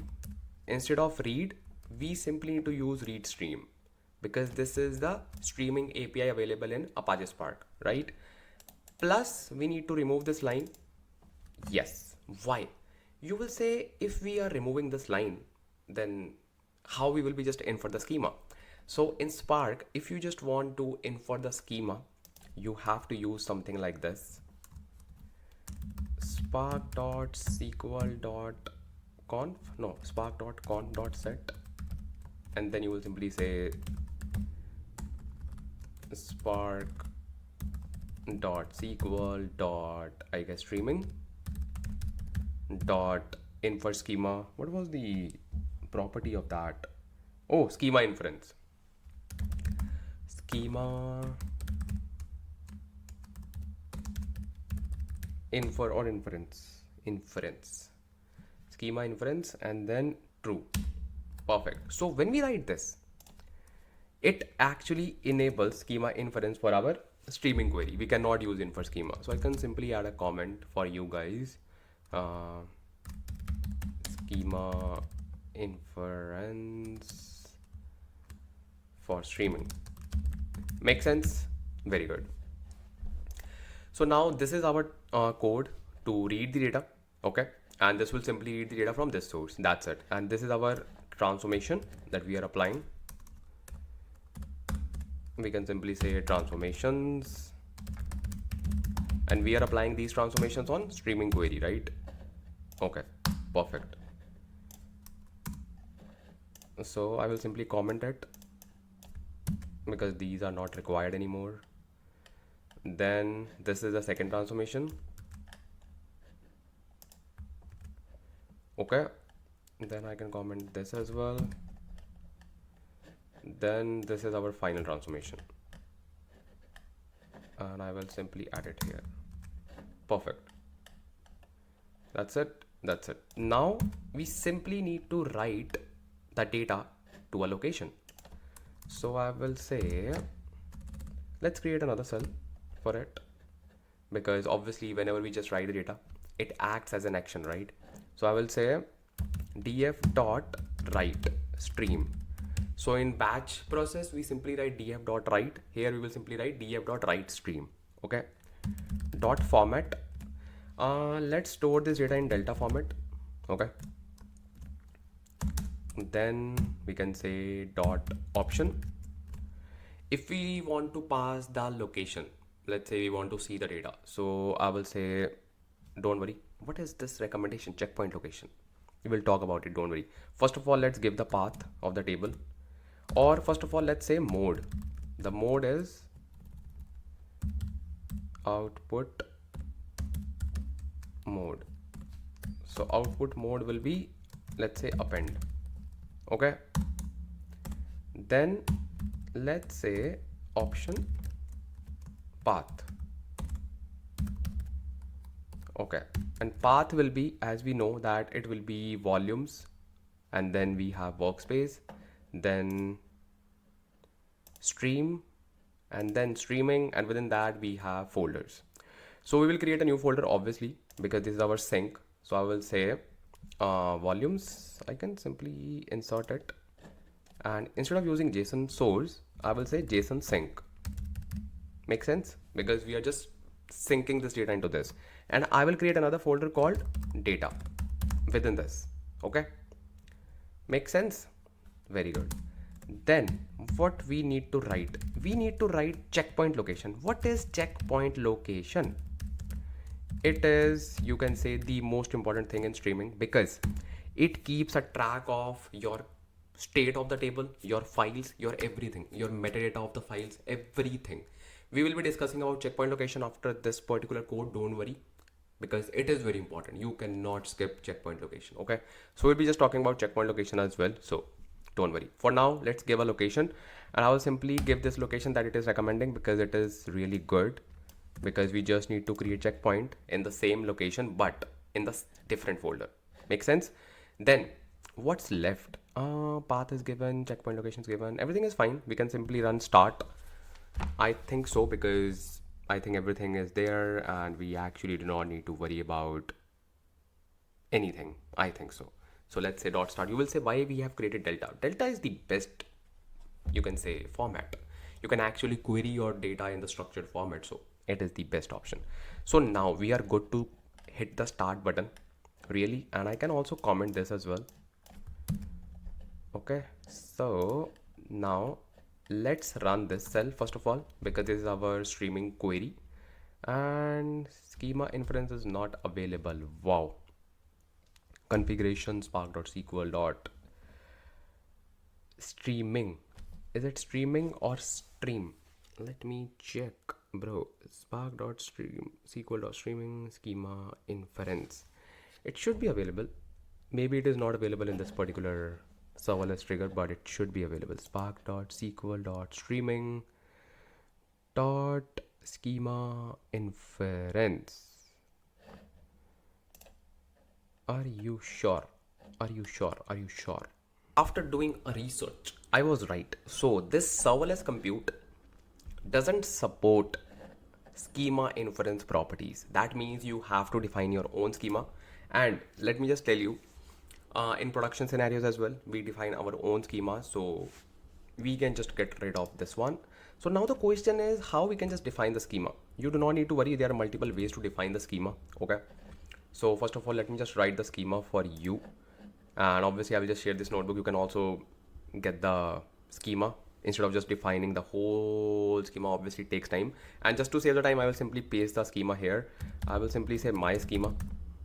Okay. And then use 3 quotes and then 3 double quotes here. So basically just to give you an overview, this is just a DDL schema that we define in Python. Okay. This is just the fundamental of Python, how we can just define the schema. This is the column name, this is the column name, this is the column. And then within this column, we have struct data type, right? Because we had the dictionary. Within the dictionary, we simply write key and its data type, key and its data type, key and its data type. See, key and its data type. Same here. Then after that, we have items. Items is a kind of array. Items is a kind of array. That was a list, right? Then within the array, we need to define, because array is like a list. Okay. We need to define what type of data inside, like what type of data is residing inside the list, or basically what type of data is residing inside the array. So we know that our data is of struct data type. So we will simply write struct.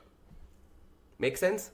And now we know that within this struct, we have key value pairs. Simple. You simply need to write key and its data type, key and its data type. It's not complex. See, array. And within the array, what do we have? We have struct. And within that struct, what are the key and value? This item ID, string, product name, and quantity. Simple. Then we have another one, which is called payment. And it is of struct data type. Simple. Method, transaction ID. Simple. Because we have like another dictionary within that, right? So simple. Okay, so simple. Because you need to just take care of all these, you can say, what do we call it? Like this thing. Whatever is this, you need to take care of this. Okay. So I have just copied the schema just for you. You do not need to worry at all. So you can run this like this and you can say schema, my schema. Perfect. Now you can just run this and it should run fine. And let me just run all the things. Perfect. And this is our schema. Yes, we defined the schema on our own and that was in my list. And I have one more thing in my list. I will just discuss that later because that is even more important than defining schema like this. Okay, let's try to run it. Okay, it ran fine. Okay, it ran fine. So we have successfully built a streaming query, but nothing actually happened. Why? Because this is just a lazy evaluation. It will not trigger anything. It will not actually process anything until and unless we hit an action. And what is the action? This is the action. df.writeStream.format. Make sense? And we can write one more thing, which is dot trigger once equals to true. Now what is this once equals to true? We will talk about this as well. Okay. First of all, let's run this and let's see what do we get. and you can see stream initializing. So this is the best thing that you can see if everything is fine, and it is completed. See, this is the graph. I just clicked on this button and this is the graph. This has actually processed your data successfully. You want to verify? I will just show you everything, but hold on, you need to understand what is this first. Basically, this is a kind of dashboard that you get whenever you run your streaming queries. Okay, whatever data is processing, input versus processing rate, and all the batch duration, how much time it took. This is the processing rate, this is the input rate, this is the average and latest. Everything is here. Everything is here. And this actually stopped after processing your data, because you can see grayed out button instead of green button. When we use serverless compute, okay, we get only limited options of triggers. Okay, in reality, or you can say in real life, you will be processing your data, let's say in every 5 seconds. So then you do not use once equals to true, you use something else. We will talk about it at, you can say, after this code as well. But what is once equals to true? That means whatever data you have, you just need to process that. Make sense? You just need to process that. So in our scenario, we just had one file, it processed that. Make sense? You want to see what it has processed? Let me just take you to the catalog and let me just show you. And let's go to our streaming, and this is our JSON sync. Within that we have data, in which we have data, and we have checkpoint as well. We gonna just talk about checkpoint in detail, don't worry. Everything will be discussed in detail, don't worry. Just click on data, and this is our data, and you can see this is in the delta format. Make sense? If you want to query this data, you can. Let me just show you. Go to recents and go to output mode, and now just hold your emotions, because now a lot of information will be providing to you, but that is necessary. Okay, so just be prepared. Let me first clean this clutter, or should I keep it for you, because I will be just sharing this notebook with you. Tell me fast, quick. I would say let's clean it, because, or I can simply copy it. Okay, let me remove from here. Let me just put it after streaming. Okay, here. Make sense? Good. I'm just putting it below, okay, so that it will not distract us. Make sense? Okay, makes sense. Let me just add some empty boxes. Okay, perfect. Now it looks good. So first of all, we read our data and we defined our own schema. This part is done. This is very nice. Okay, done. Then we read our data. Make sense? Okay. Then we simply wrote our data. Let's verify, like, what do we have in the data. I will simply say select asterisk from delta dot backticks. This is backtick. This is not a single quote. And if you want to use it, this is a button just above the tab button. Okay, it is called ticks. And then I will simply provide the location where our data is stored. This one. Okay, let's query this. And this is a data type called delta, and this is a location, and we should see our table, right? What we have written, and let's see what have we actually written. So perfect.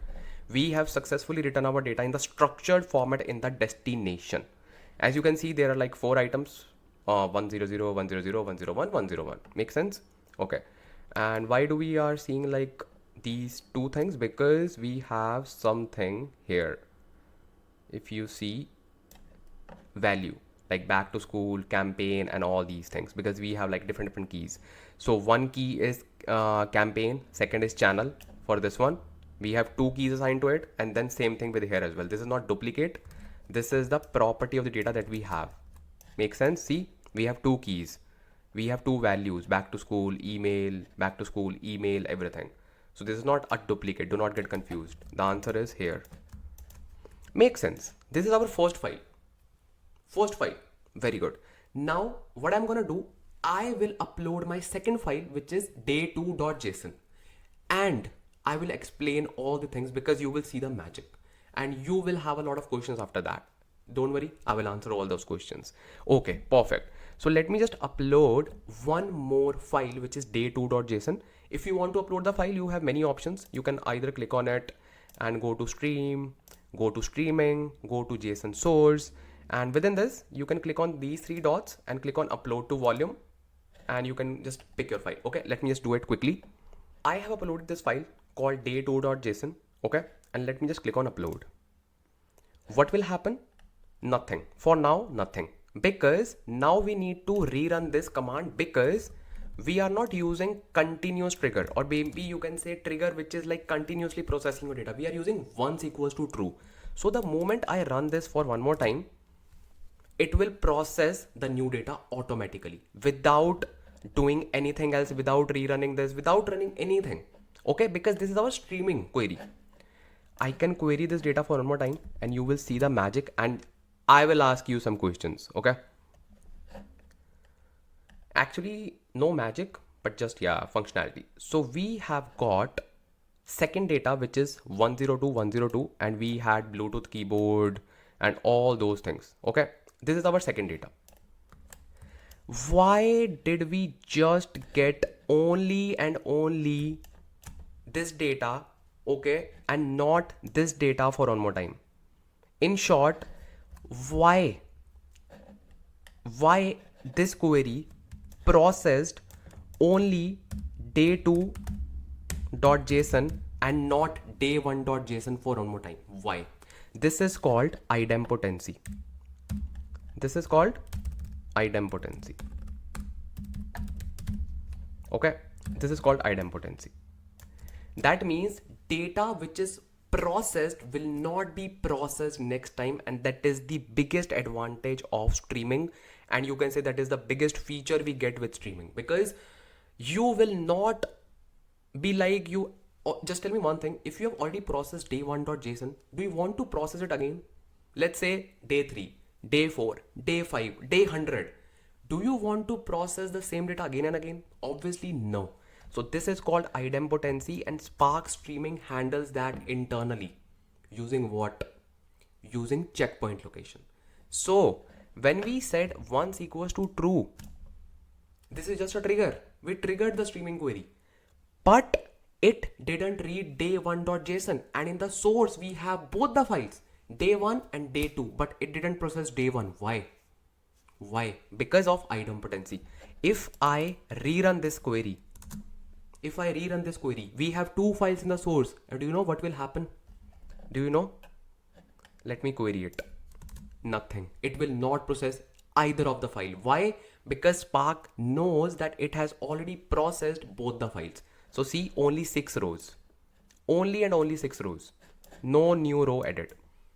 That is idempotency, and that is achieved through that folder called checkpoint folder. This is the power of checkpoint folder. Let's actually go inside the checkpoint location, or you can say checkpoint folder, and let's try to understand each and everything available within that, because that is really, really important. Let's see. So let's talk about checkpoint directory. So this is a snapshot that I have taken from the original folder that we have created. Don't worry, I'll just show you there as well. So this is the backbone of your, you can say, efficient Spark streaming processing. Okay. So these are the folders that we got whenever we just perform any kind of thing, and we get this thing, you can say, Spark streaming checkpoint location. So in this particular folder, we have 3 subfolders, as you can see on the screen, and 1 file. Okay. Let's talk about, you can say, this file. Like, what is this metadata file? Because this is the only file that you will see inside this, apart from those folders. So basically it stores the streaming query ID. So whatever query, or you can say whatever streaming query we are initiating, it will store that ID. What's the benefit of it? So let's say we can actually resume the same query next time whenever we trigger. So if I just trigger that pipeline, it acts as a pipeline, right? Even if it is not acting as a pipeline, you can consider it as a notebook, right?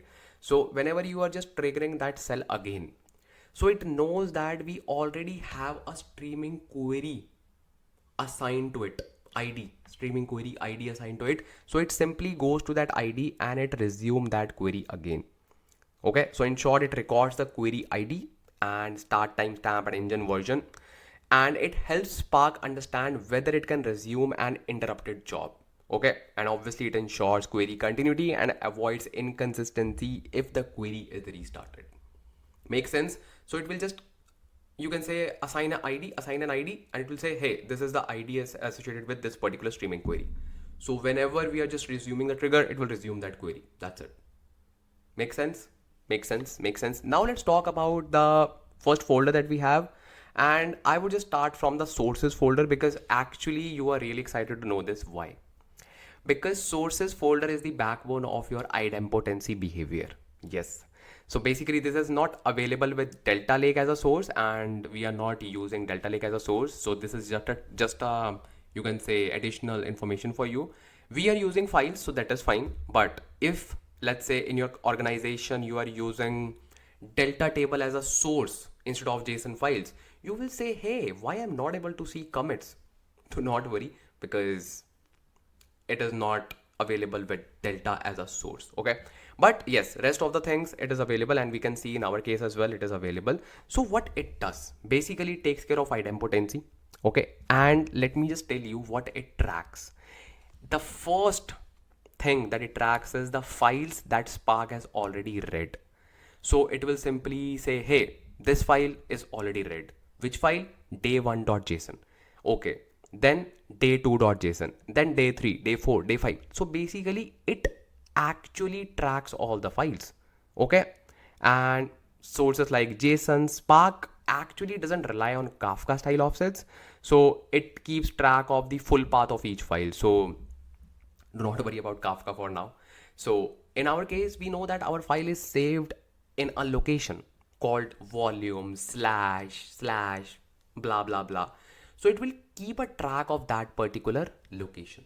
It will say, hey, this file stored in this location is read. This file stored in this location is read.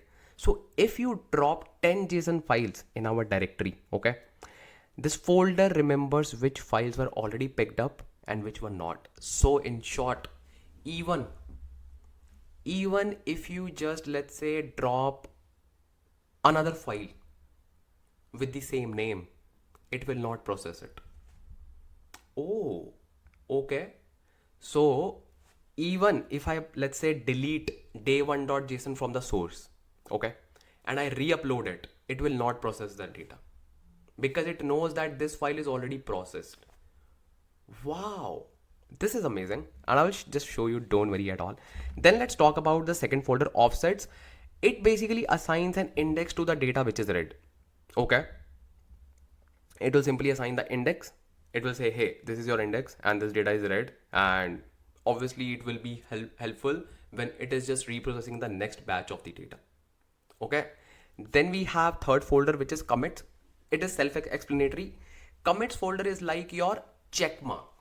Let's say this data is successfully processed, tick. This file is successfully processed, tick. Due to any reason, if file was not successfully written to the destination, obviously there will be no commit version of it. So what it will do, in the next batch, it will reprocess the data which was failed. So it is like a check mark. Hey, this data is read. Hey, this data is read. So it acts as a, you can say, indicator, like, hey, this data is read. Make sense, make sense, make sense, I hope. And actually the best thing is you do not need to manage any of these things. Everything will be managed by Spark. That is the best thing. You just need to define checkpoint directory. That's it. You do not even need to touch this folder, and it is recommended not to touch this folder, because if you will mess up with any of these properties, your streaming query will break. So in short, you should know all these things because it is really important from the interview point of view, and you can say for your own knowledge base as well. But you do not need to manage all these. It will be managed by Apache Spark. Okay, Spark structured streaming. Now let's see these folders in our volumes. Let me just show you. I am back on Databricks, and let me just show you. So this is the volume, and if you just go to the volume, we have JSON sync. Within that, we have checkpoint location. So this is the folder. These are the folders: metadata, commits, offsets, sources, and within this you can even see the files. Obviously, we cannot preview these files, but yeah, you can download it and see it on your machine. Okay. Then we have sources, everything, metadata, everything. So you can download it and you can see it on your system if you want to see these files. Okay. So this is the way it handles those things. Make sense? So let's say now in the JSON source, you remove this file, day1.json. Okay. Let me just click on delete. Okay. This file is deleted. Let me just re-upload this file, day1.json, and let's see what actually happens when we will be just re-triggering this pipeline, or you can say query. Okay. Let me just click on upload to this volume. I will say day1.json. Let's upload. Okay. So this same file is uploaded again. Let me go to my query. Okay. And let's see what happens. So I will simply say output modes, and I will simply rerun this query, this one. So what will happen? It has a metadata file. It has a streaming query ID assigned to it. This particular job will trigger the same ID and it will process the data for us. Okay. So it is saying waiting. Let's wait. DF is not defined. Okay, makes sense because this trigger was turned off because of, you can say, inactivity. So no worries, we can simply rerun the cells and that is fine. That's not a big deal. And now it is streaming, initializing, and ideally we should see only the 6 records because we know that there's no new data. Let's see. I'm also excited to see the results. Yeah, perfect. 6 rows. Perfect. Even if we added new data and that new data we know that is already processed, it will not process that data again. See, it is so powerful. It is taking care of idempotency behavior so well. Very good. So this was all about your checkpoint directory. Now I know you are really excited to learn more about triggers. Let's talk about triggers because we have so many different types of triggers, and let me just talk about each type of trigger, and you should know each type of trigger really well. Let me just tell you. So let's talk about the triggers. So first of all, what are triggers? Triggers are used to trigger your query, because in streaming we know that it is too subjective.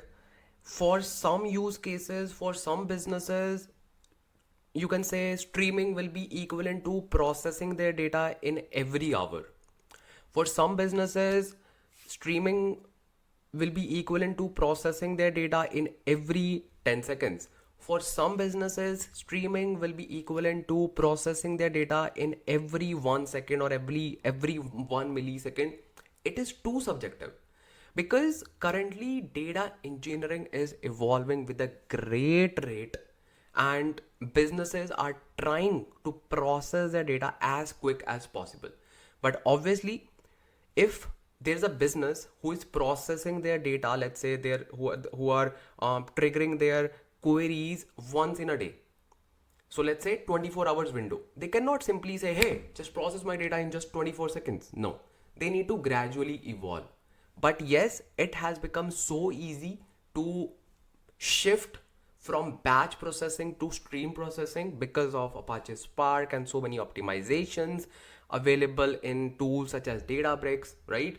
So first of all, let's talk about triggers and what are the modes available for triggers, because you as a data engineer need to know. Let's say there's a business who is asking you, hey, how we can just do this, because obviously businesses are hiring data engineers because they are not sure how we need to process our data, what architecture they should follow, what approach they should follow. So you should have that knowledge to guide them, right?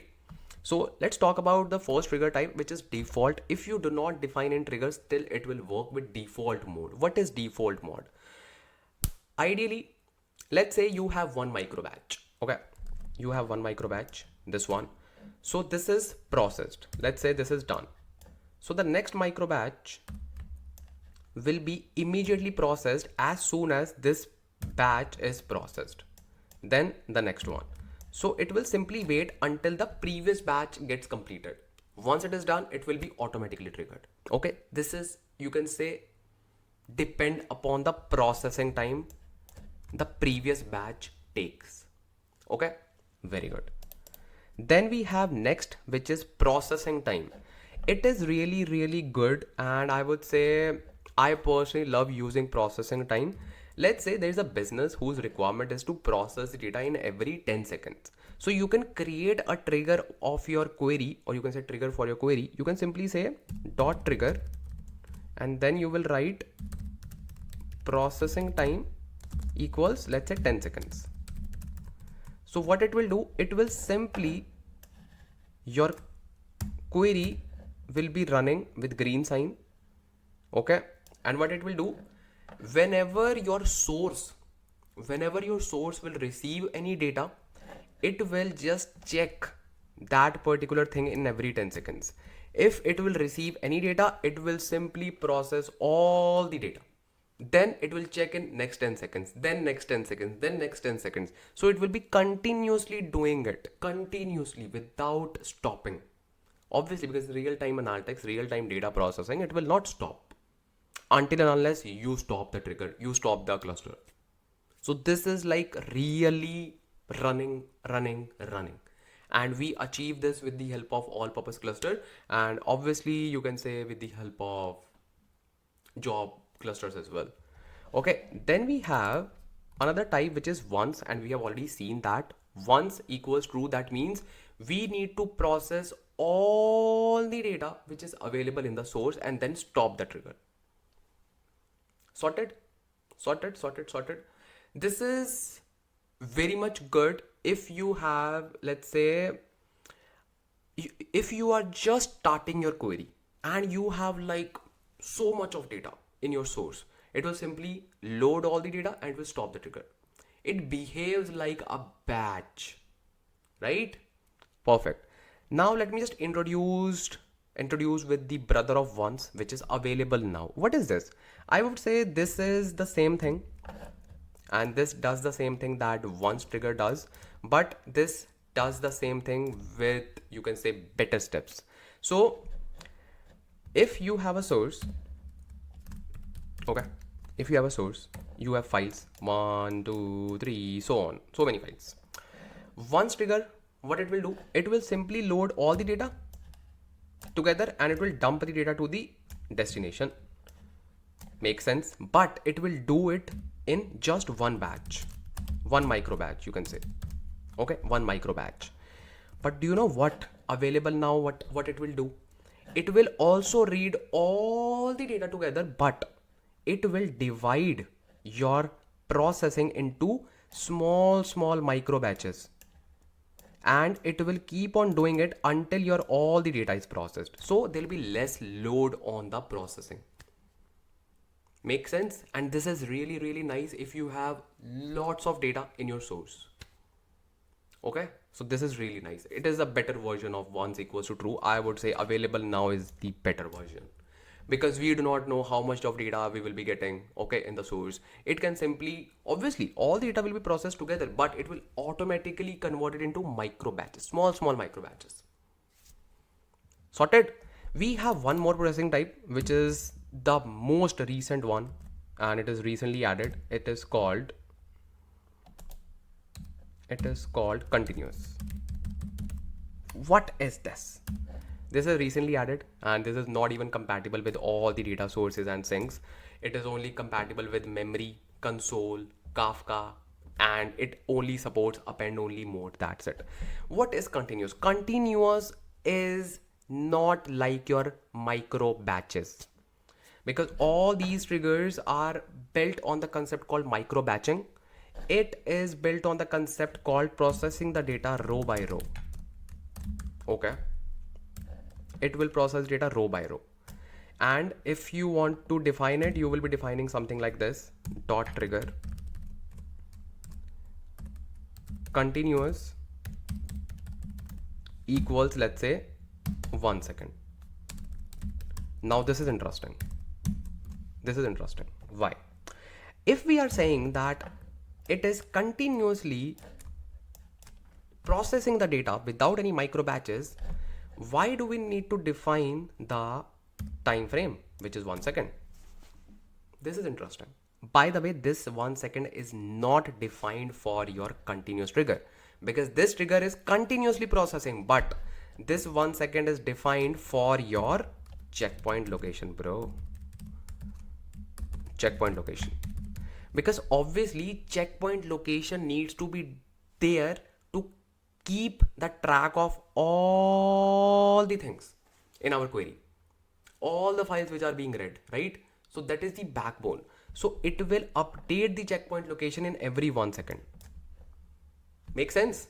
Because in micro batches, we know that once the micro batch is complete, it will update the checkpoint location. But here we do not have any micro batches. It will simply update the checkpoint location in every 1 second, 2 second, 3 second, whatever we want. So this is for that purpose. And this is new. And this is really, really faster than these micro batches. Maybe this will be the future, which is continuous row by row. And I would say everything is future and everything is present. Okay. It's just like which particular feature fulfills the demand. Maybe your business demands processing the data in just 10 seconds. It is fine to use processing time, right? It is fine. So it all depends upon what you are trying to do. There is no hard rules, hard set rules which are built for data engineering. Data engineering is all about creativity. We have thousands of approaches available. It's just about picking the best one for your use case. That's it. If it is fulfilling the demand, if it is fulfilling the requirements, that is the best approach. That's it. That's it. That is data engineering. Make sense? Make sense? Okay. So these are all about triggers. And now let's talk about a very important concept within this. It is called archiving the source files. What is this archiving the source files? So let me just introduce you with that concept with explanation. Let me just do that. So let's try to understand this concept. It is called archiving the source files. What does it mean? So let's say we have a source folder. Okay. We have a source folder and we have one destination folder.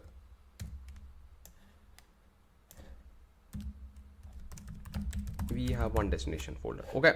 So these are the files. Let's say file 1 and let's relate it with our own example. day1.json, day2.json, day3.json, and let's say for the whole year, day365.json. In the source folder, it doesn't look good. It doesn't look good because there are like so many files, right? So we have an option to archive the source files. That means you can create one archive directory like this. This will be your archive. And let's say this file is processed. Okay, this file is processed.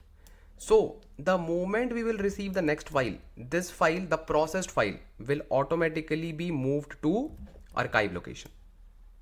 Same with this. Let's say this file is processed and this file arrived. So this file will also be moved here. Let's say all these files are processed. Now this file is arrived and all these files are processed. All these. So all these files will be moved here in the archive location. And every time our source will only contain the new files. That is really good if you want to make sure, hey, what are our new files? Which are our new files? So that makes, you can say, or I would say that promotes readability, or you can say it is easy to manage as well. Let's say for now you are receiving one file a day. What if you are receiving 10 files a day, 100 files a day? So it will become a mess. You will not even look at the source folder. I am so sure. Okay. So in that particular scenario, you should just clean up your source using archive directory. And it is the recommended approach as well if you are receiving so many files. Plus, I personally feel that it will promote, you can say, processing as well. Like processing time will be much quicker because it doesn't need to go through all the files and scan it. And then it will just make sure, hey, this file is read, this file is not read, this file is read, this file is not read. Nothing like that. It will simply read all the latest files available. That's it. Because it knows like the files available are the latest ones. Make sense? Make sense? And now a quick question can be, which can confuse you. Let's say, let me just remove all these things and we will just practically see it as well. Don't worry. Let's say these are the 3 files, or not even 3. Let's say just 1. Okay. And this is the directory. Okay. Archive directory. Okay, sir. So this file got processed. Okay. And we can say, hey, this file is processed. So this is done. This will be here. This will be here. No, it is not like that. If it is processed, immediately it will go here. No, it will stay here. It will only go here when we will receive the next file. See, like this. Then only it will move here. And it will be removed from here. There's no file with this. Now, what if this file is also processed? Okay, this file will be here. Okay, then let's say I re-uploaded this processed file. What will happen? Obviously nothing will happen. What? Yes, this file will not even go here. Why? Because this file is already processed. This file is already processed.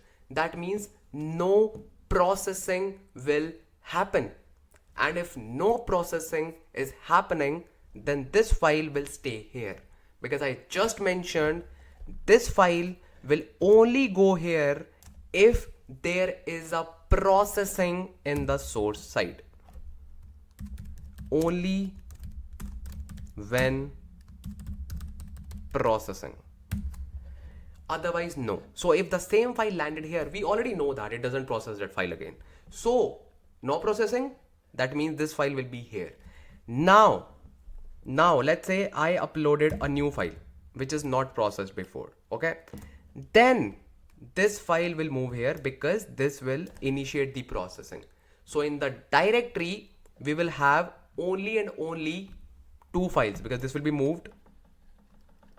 This will be here because this is garbage, because this is already processed, and this will wait until we get the new file. Make sense? This is really important. I wanted to cover this scenario. I was thinking like, let's ignore this scenario. No, why to ignore? You should know everything, right? Because you are investing your time. It's my duty to give you the best knowledge if you are investing your time here, right? Make sense? Let's see this in reality, in the code implementation as well. Okay, let's see.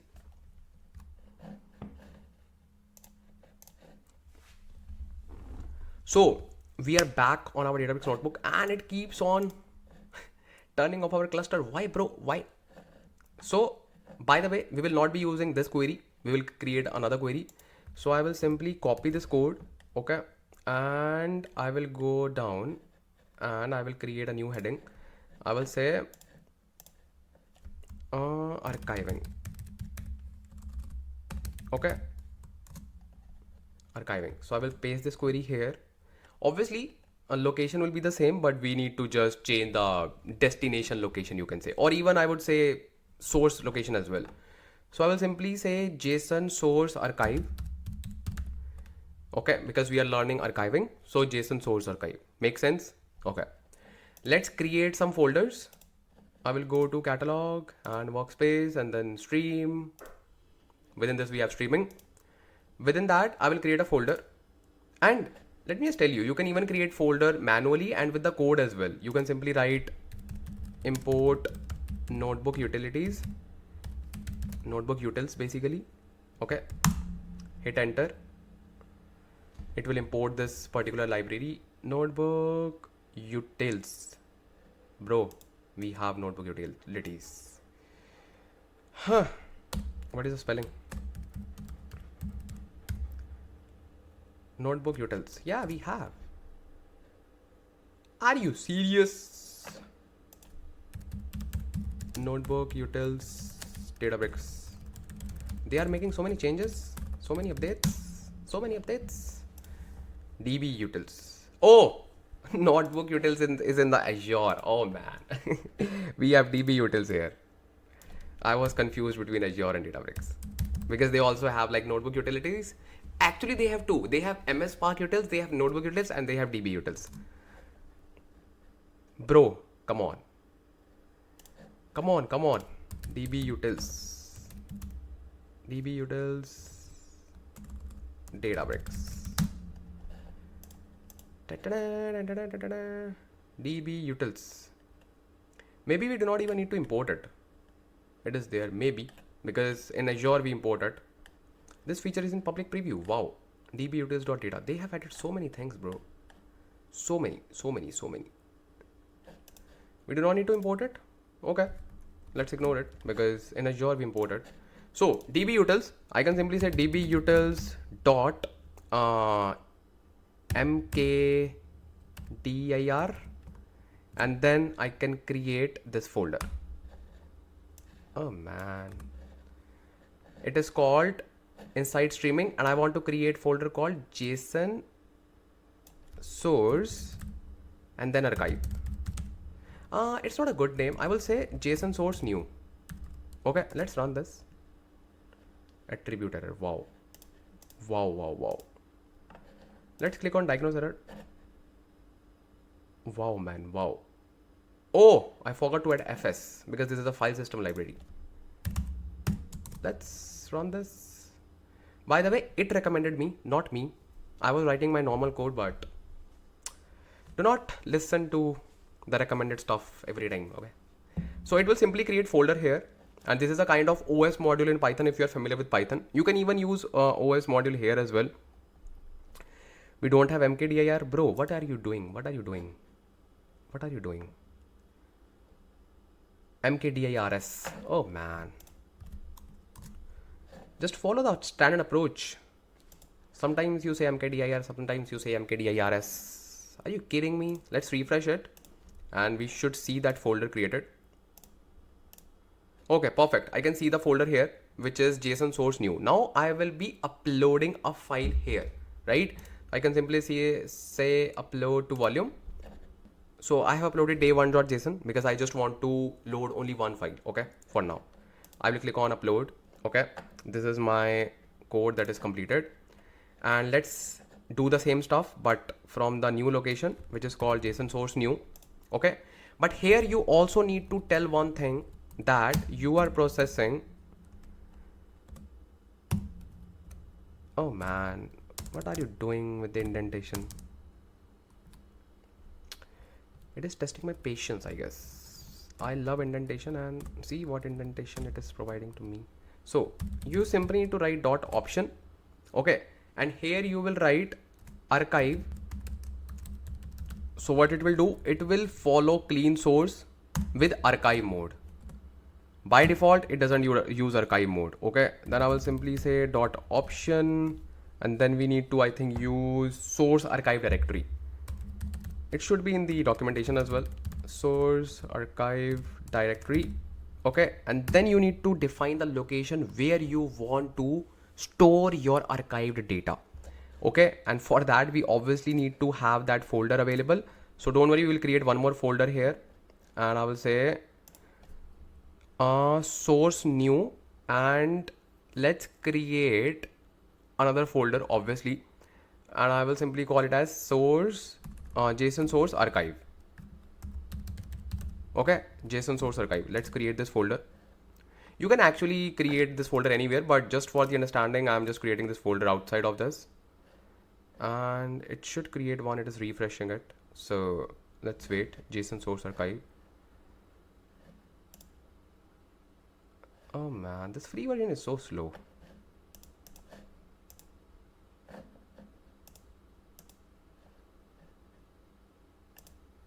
Oh, come on.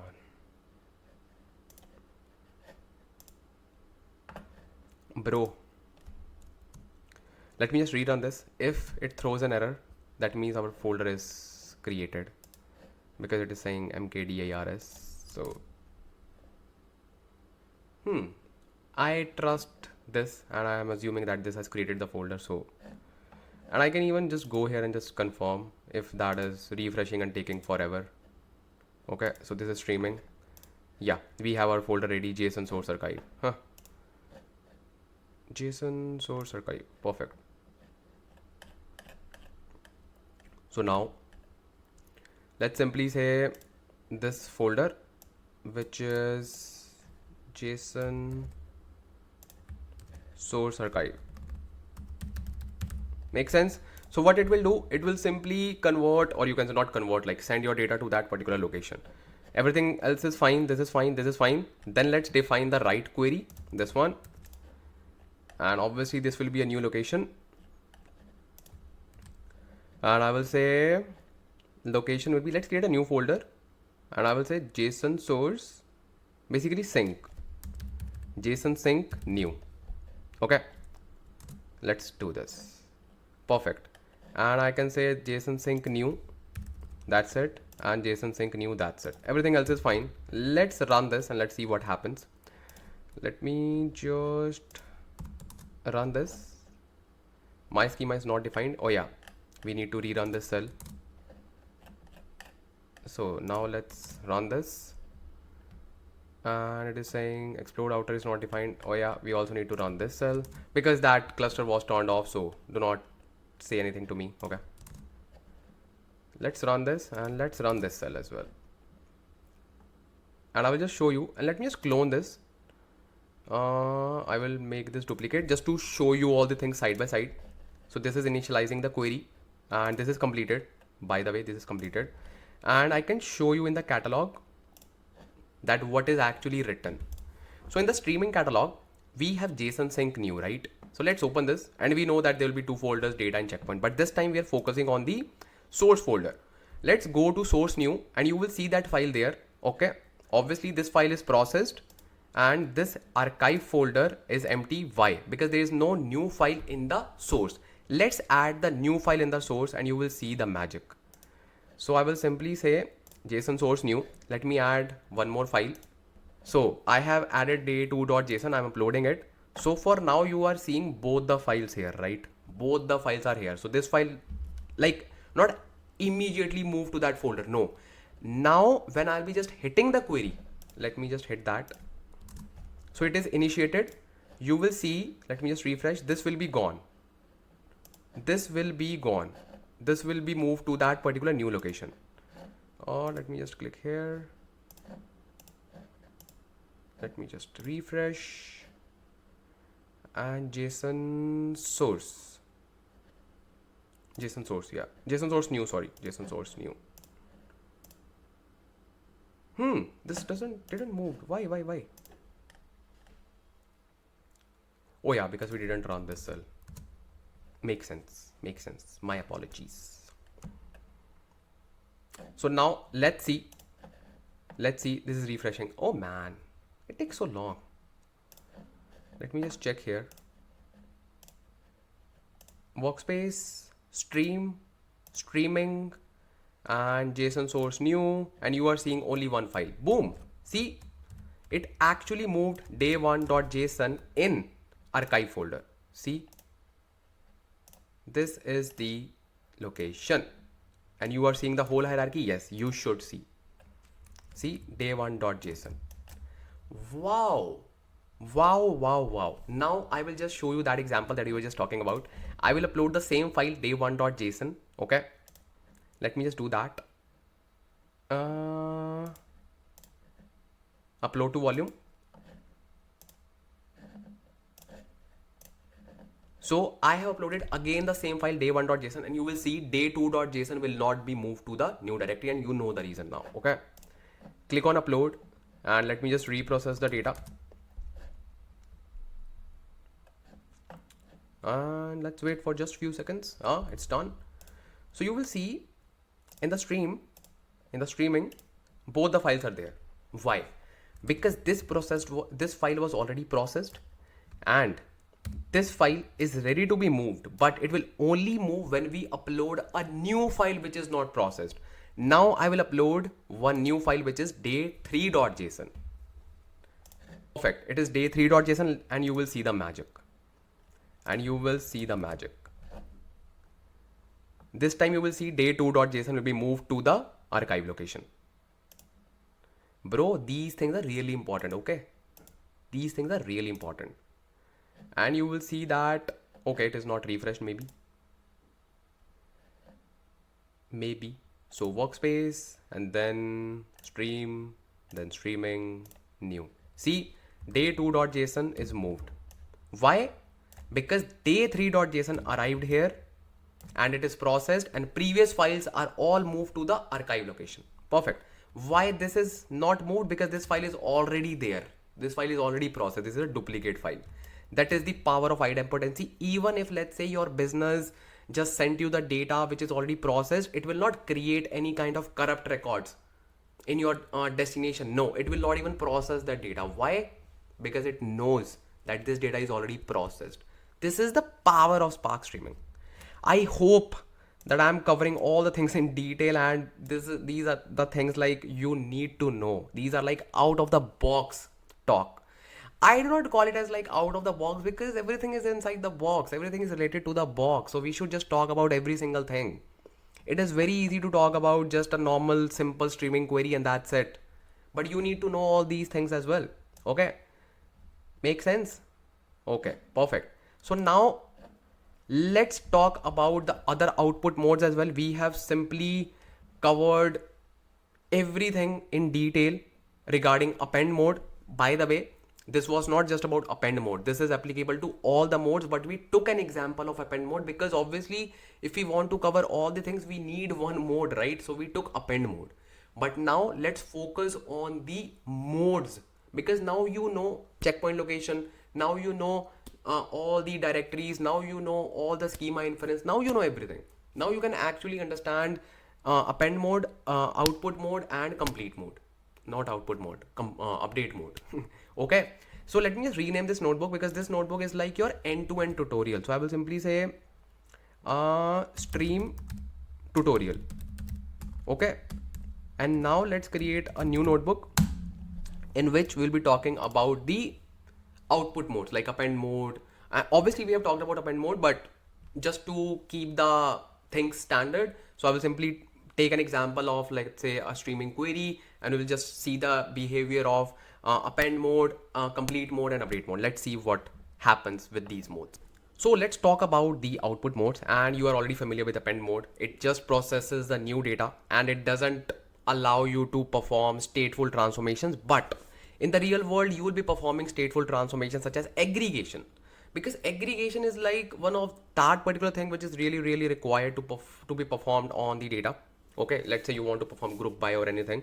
So there's no difference in code, and we'll just look at the code as well. First you need to try to understand the workings that are happening behind the scenes. Okay, so let's talk about the next mode, which is complete mode, because this is suitable for your stateful transformations. So what is going to happen when we work with this? Let's create the scenario. Let's say you have the source. Okay, you have the source, you have the destination.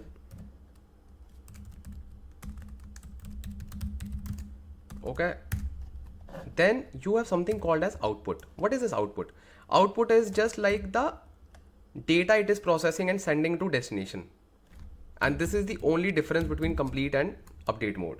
Okay, so let's say you have some color names in your source table. Let's say you have pink, you have blue, you have green, then one more green, then yellow.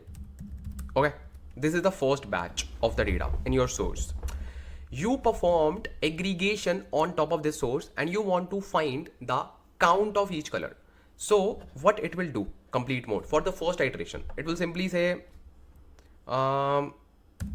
pink 1, okay, and then blue 1, then green 2, then yellow 1. Make sense? And it will send the data. Oh, Z man. Yeah, so it will send the data to the destination. Make sense? And data will look like this: pink 1, blue 1, green 2, and yellow just 1. Okay, Now let's say in the second batch, you received this data. Let's say blue, green and yellow. This is the second batch. So as we know that our executor caches the state of the data, and that's why I discussed stateless and stateful transformations first, like how they caches the data, so that you can understand. Otherwise it will be like totally lost thing for you. So what it will do, now it knows the state. Okay, let's say this is executor 1, this is executor 2, and this is executor 3. Okay, this is executor 4. Make sense? So blue will go to executor 2. Make sense? Green will go to executor 3 and yellow will go to executor 4. And this executor is empty because this doesn't have any data to process. Make sense? So what it will do, it will simply change the number. So this blue will become 2 from 1, green will become 3 and yellow will become 2. Make sense? So now this output mode will be this one, the whole thing. Even if this state is not changed, that means pink doesn't have any data, new data, still it will output this data and it will push this data to destination. It is more like an override command for our destination, because every time we are simply putting the new data. Make sense? So pink will remain 1, blue 2, green 3 and yellow 2. Make sense? Then if we have, let's say, new data, so same thing will be keep on happening. Make sense? So just put some focus here that this executor was not actually busy in this work. Still we got this data in the output mode. For the second iteration as well, because we want to just perform all the transformations on all the data, no matter which executor is involved or which not. We do not worry, and we do not need to worry, because we will simply push this data to the destination every time as an override command. It behaves as an override command because every time it will receive all the data, and if data is not changing, the data is there in the cached memory, right? So it can just reuse it. Now the game will change. How? Let me just show you. Let's say you are using update mode. Okay, you are using update mode. So yeah, perfect. You can just change the name here. Now we are discussing update mode. Okay, let me just write it for you. You will be saying, hey bro. So now this is update mode. Okay, I just want to use the same example. I have another slide, but I want to just discuss it here. This is update mode. Okay, I can use this. Now let's talk about update mode. What will happen? Because I know your focus is here, so I don't want to break that. So let's say this is our first iteration. Okay, and this is the output of the data. Why? Because this is the first iteration. We need all the things. Now our data is here. Pink 1, blue 1, green 2 and yellow 1. Make sense? Now let's say we got a new batch. Okay, a new batch looks like this: blue, okay, green, yellow. Let's take the same example. This will go to this executor. We all know that. This will go to this executor. This will go to this executor. Make sense? Now the output will not include this. Why? Because this executor's state is not being changed. So output will only and only produce this result. So blue will become 2, green will become 3 and yellow will become 2. And only these 3 values will be going to the destination. Pink will not be the part of output. Why? Because it is not updated.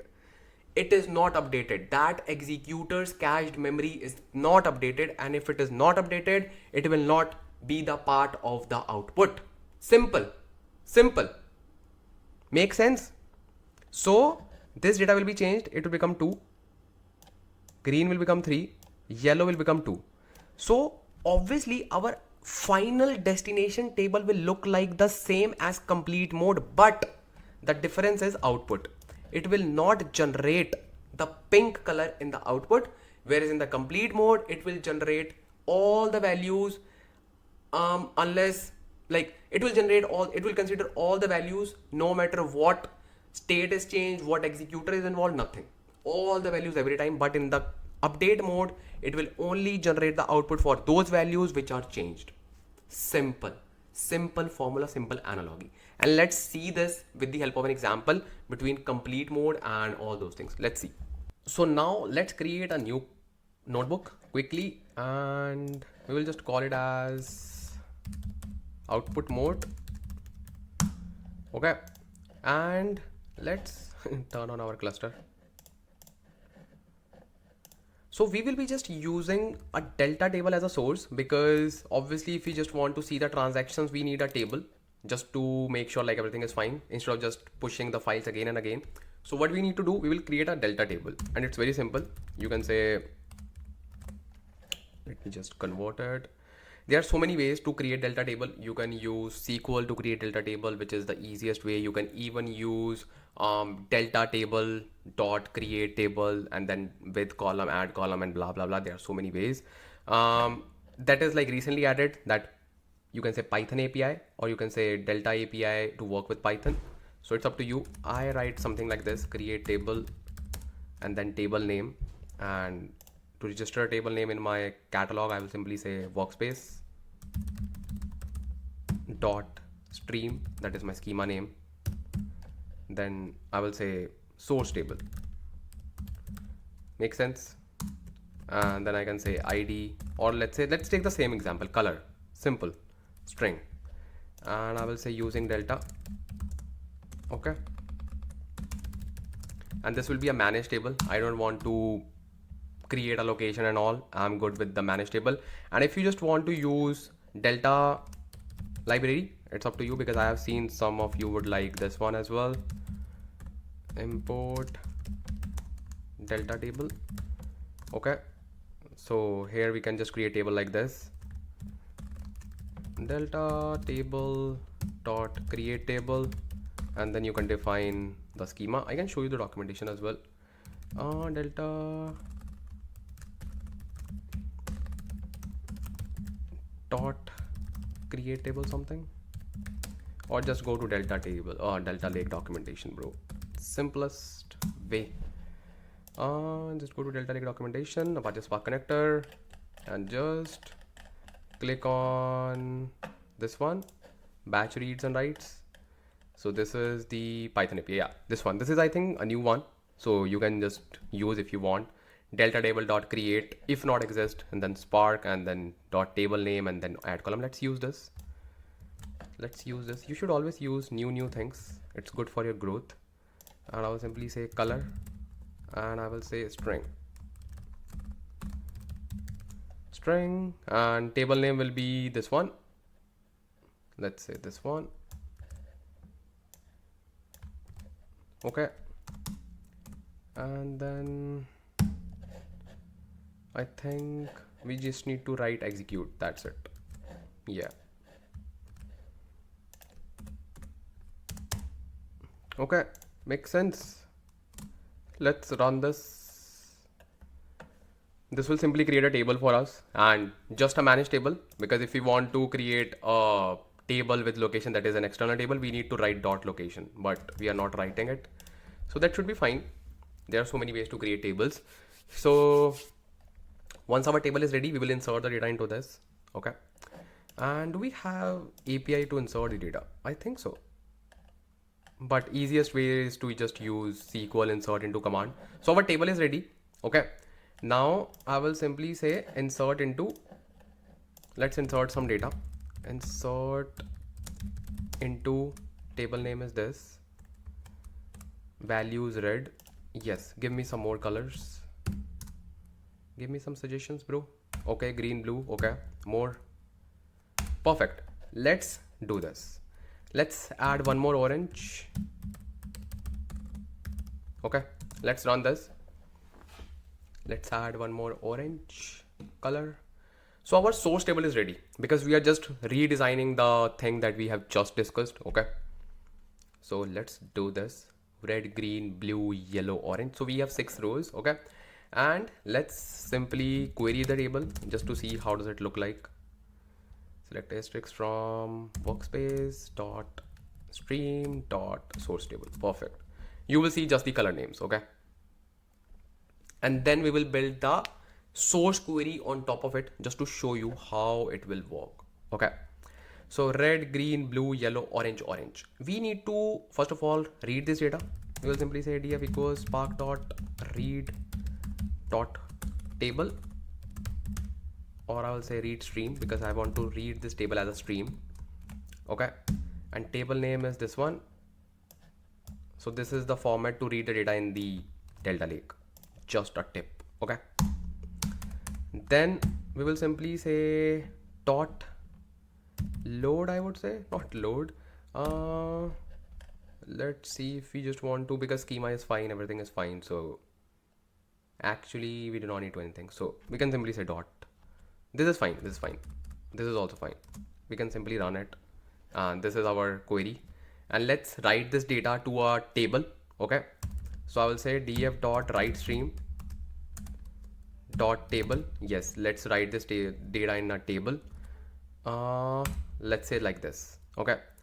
And let's create a new table called sync table. And in order to do that, we need to create the table first of all. Let's create the sync table as well. Let me just copy this code and paste it here and sync. Okay, so sync table is ready. Perfect. Let me just run this. Oh, we didn't define the processing type and all. So I will simply say dot trigger once equals to true, and then we need to say dot checkpoint location dot option, and then checkpoint location. For checkpoint location, we can use this folder, or let's create a new one. We have volumes, this volume, and then let's create a new folder and let's call it as create directory. I will call it as, let's say, output. Okay, perfect, output. So let's use this location, output. Okay, and what will be the data? Data will be stored in a managed location, so we do not need to worry about the location at all. Then we can say dot start. Okay, processing time is not supported for this cluster type. Processing time is not supported. Which processing time, bro? Use available now. I think we just need to reinitiate the query because this was already started, I guess. So I can simply say, or maybe we need to reattach our cluster. So it happens when we just work with streaming. So trigger type is not supported because we are not using processing time. So I don't know why it is taking this one. Dot trigger once equals to true. So let's reset our cluster.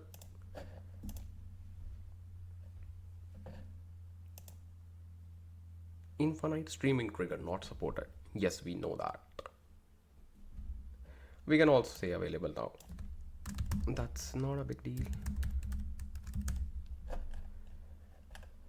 So let's start this.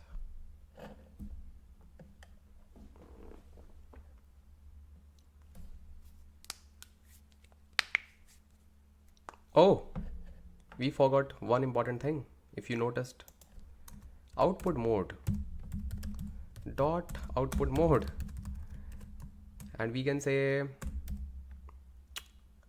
complete. Let's run this. Bro, who is using processing time? Just tell me one thing. Okay, no worries. Maybe it uses processing time table with this one, so we can define it. Dot format. delta. Okay, and then we can say delta, and then we need to define the location, not option path, and I will simply copy this path which is called output,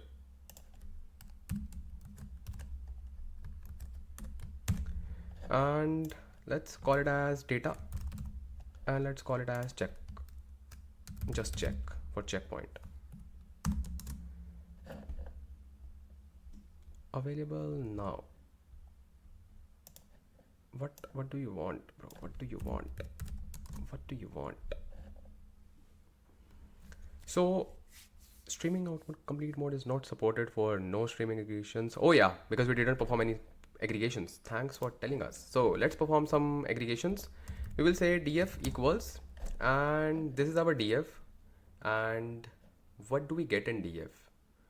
I think we just have color name, so we can simply say df equals df dot with column, or you can say df dot group by. If you do not know how to perform group by, it is very easy. Simply say group by on color. Okay, then simply say dot agg, and then count asterisk dot count, and in order to perform this count function, we need to first import it. Oh man, there are so many dependencies, so many. Dot functions, import asterisk. Okay, so let's redefine it. So now we have one more column. Let's run this. So it is initializing the query, and it should take just a few seconds, and meanwhile I can write my query, which is select statement delta dot, and this is my data. Okay, so the query is completed. That's good. Let's see what do we have at this location. Let's see, and we should see just like color and count, color count. Perfect. Yellow, orange, 2, green, blue, red. Perfect. Let me add some more data. Let me add 3 more colors: blue, red, and green. Okay, let's add blue, red, and green. Let's add blue, red, and green. Let me remove this, and let's add just blue, red, and green. Okay, I'm just rerunning this command by removing those values so that it can insert more values in the source table. Perfect. Let me just run this command for one more time, which is this one, because we have more data in the source, right? And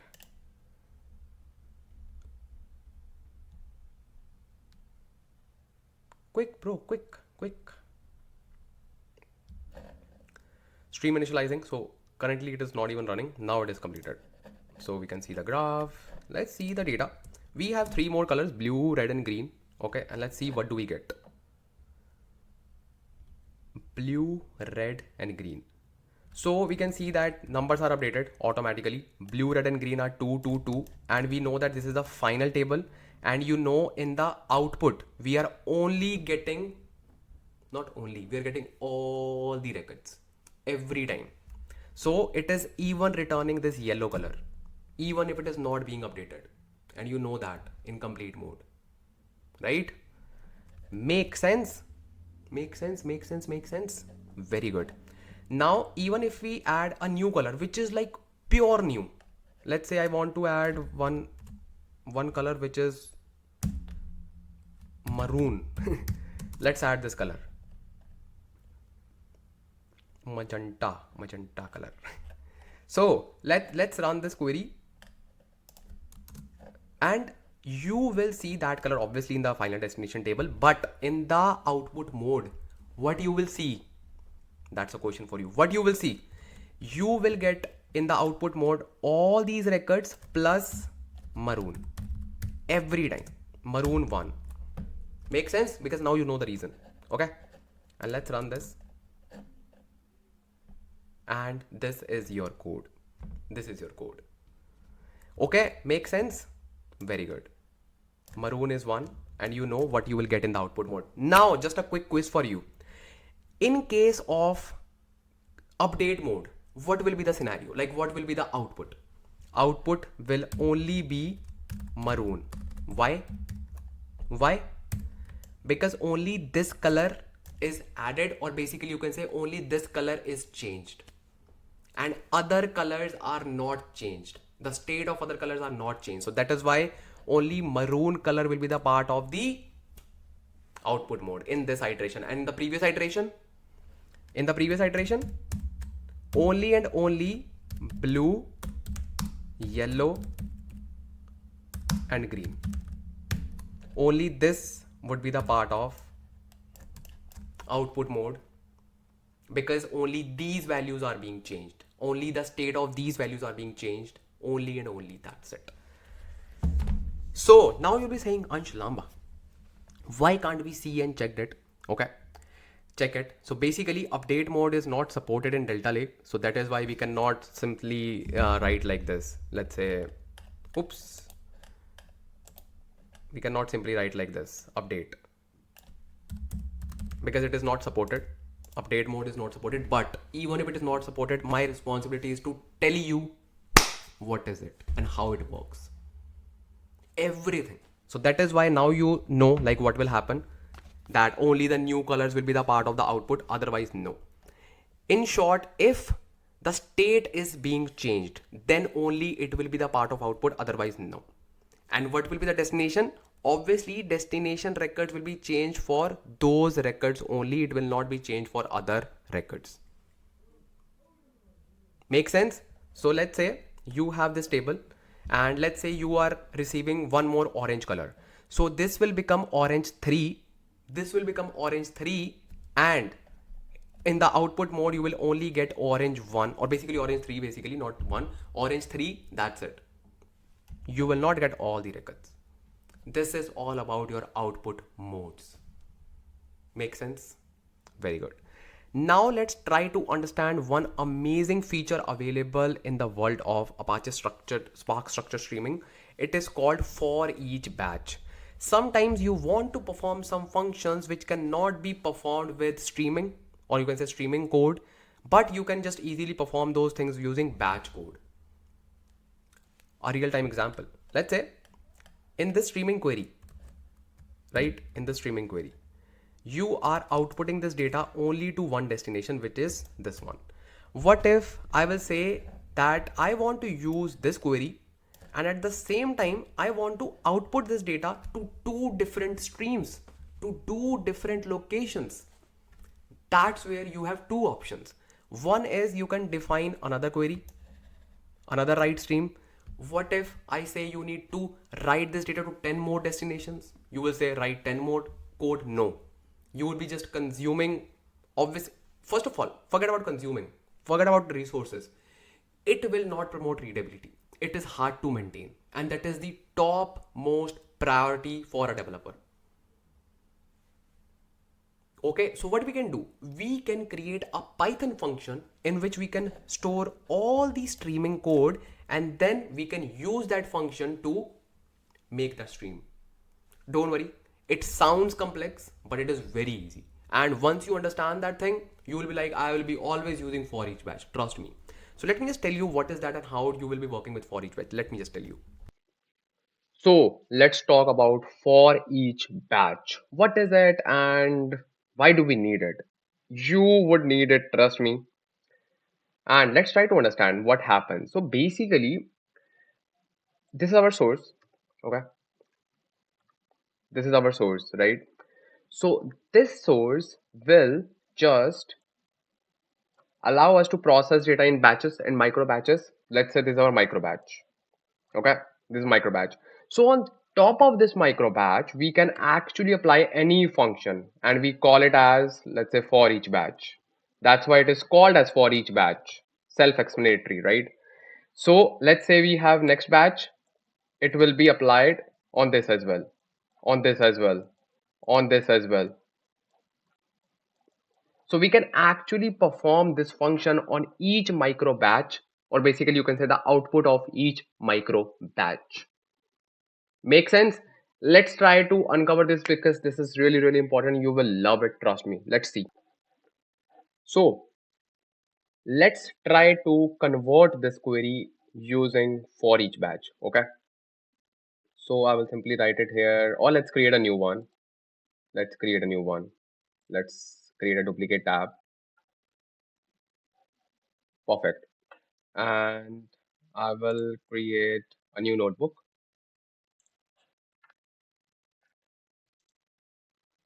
Oh man, yeah, here.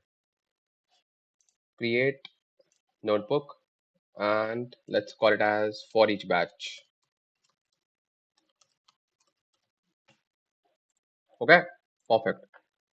So now we know that we have a source table ready. That is fine. We just need to work on the function and the streaming output. Okay, so now what we will do, we'll simply say read table, because we need to create the Spark streaming query. Let's run this. Perfect.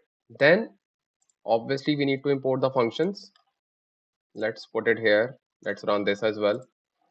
Then instead of just performing this query here and this transformation, even this transformation, yes, we can even encapsulate the transformations as well within that function. So we'll create a new function. I will call it as def and my function. Okay, within that you need to pass two parameters, def and batch id. Don't worry, batch id will be automatically passed. So within that, what I will do, I will simply write my code. I will say def equals this thing. Okay, then I want to write this data to this destination. This is my destination 1. Okay, and this is my destination 2. Let's say destination 2. Okay, let me just copy this code, and within that we do not need to use write stream, because it will simply create the write stream, and we do not want to perform write stream because we want to save our resources and we do not want to just create multiple write streams. I'll simply say df.write.format. Yes, this is the magic. You are actually writing the data using batch code, and it will be automatically applied to the streams. Just hold on. So you do not need to write all these things, because we just need to write the batch code. So mode, let's say append. Then I will say dot option location where I want to write my code, dot option path, and then I can simply pass the path. Let's say this is my path, and let's actually create the path, because we need to just have a folder. I will create a directory, and oh, 5% left in my battery. Okay, let's quickly cover it. Create directory, and this will be my, let's say, for each sync. Okay, for each sync, this is for each sync, and within that let's create multiple folders. I will create destination 1 and one more, destination 2. Destination 2. Okay, makes sense. Very good. So this is our path, which is called streaming, and this folder name is for each sync, and this is destination 1. Okay, what else do we write? Just write dot save. Okay, let me just copy this code, and this is destination 2. Make sense? So this is my function. This is my function. That's it. And we simply need to write this. Man, where should I put this? Okay, perfect. So we have one gadget here. So perfect. So now what I will be doing, I will simply run this cell, this function. Okay. Now I need to write my code for streaming query. And let me just tell you, you simply need to write simple code, write stream dot format. Do you need to define format? Actually not, because that is already being taken care in the function. You will simply write dot for each batch dot my function dot start. Okay, not actually. You need to write obviously checkpoint location dot option dot option, checkpoint location, yeah, let's create checkpoint location here in for each sync check. Makes sense. Let's create the repository, like the directory, checkpoint. Makes sense. Yep. So we have defined this. What will be the output mode? Output mode will be anything because we actually do not need to worry about output mode because we are taking care of output mode in the function. So simply give the default, which is append mode, because we do not need to actually worry about it. Okay. This is also done. This is also done. Location is also done. And by the way, this should come first. Perfect. So this thing is also done. And then we can simply say option path. So obviously, whenever we just write data, we need to define one path.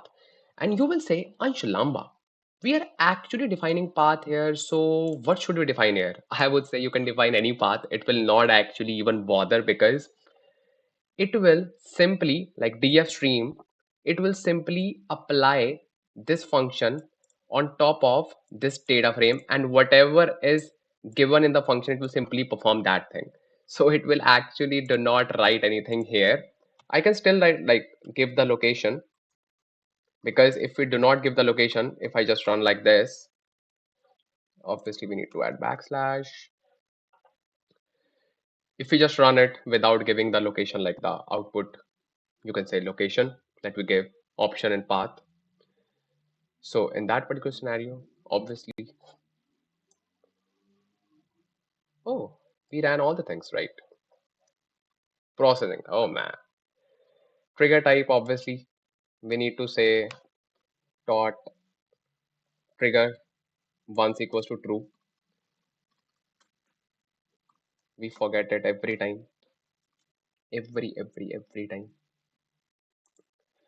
This is the issue just with this serverless compute. If you're using all-purpose compute, it is fine. So see, I have not even given the location where we need to write the data. Why? Because I have already given the location here, right? But I wanted to tell you that even if I give any location here, it will not follow that location because the data will be already written here, right? So are you excited to see the results? Because I am really excited. Let's go to the catalog and go to streaming for each sync and destination one. Perfect.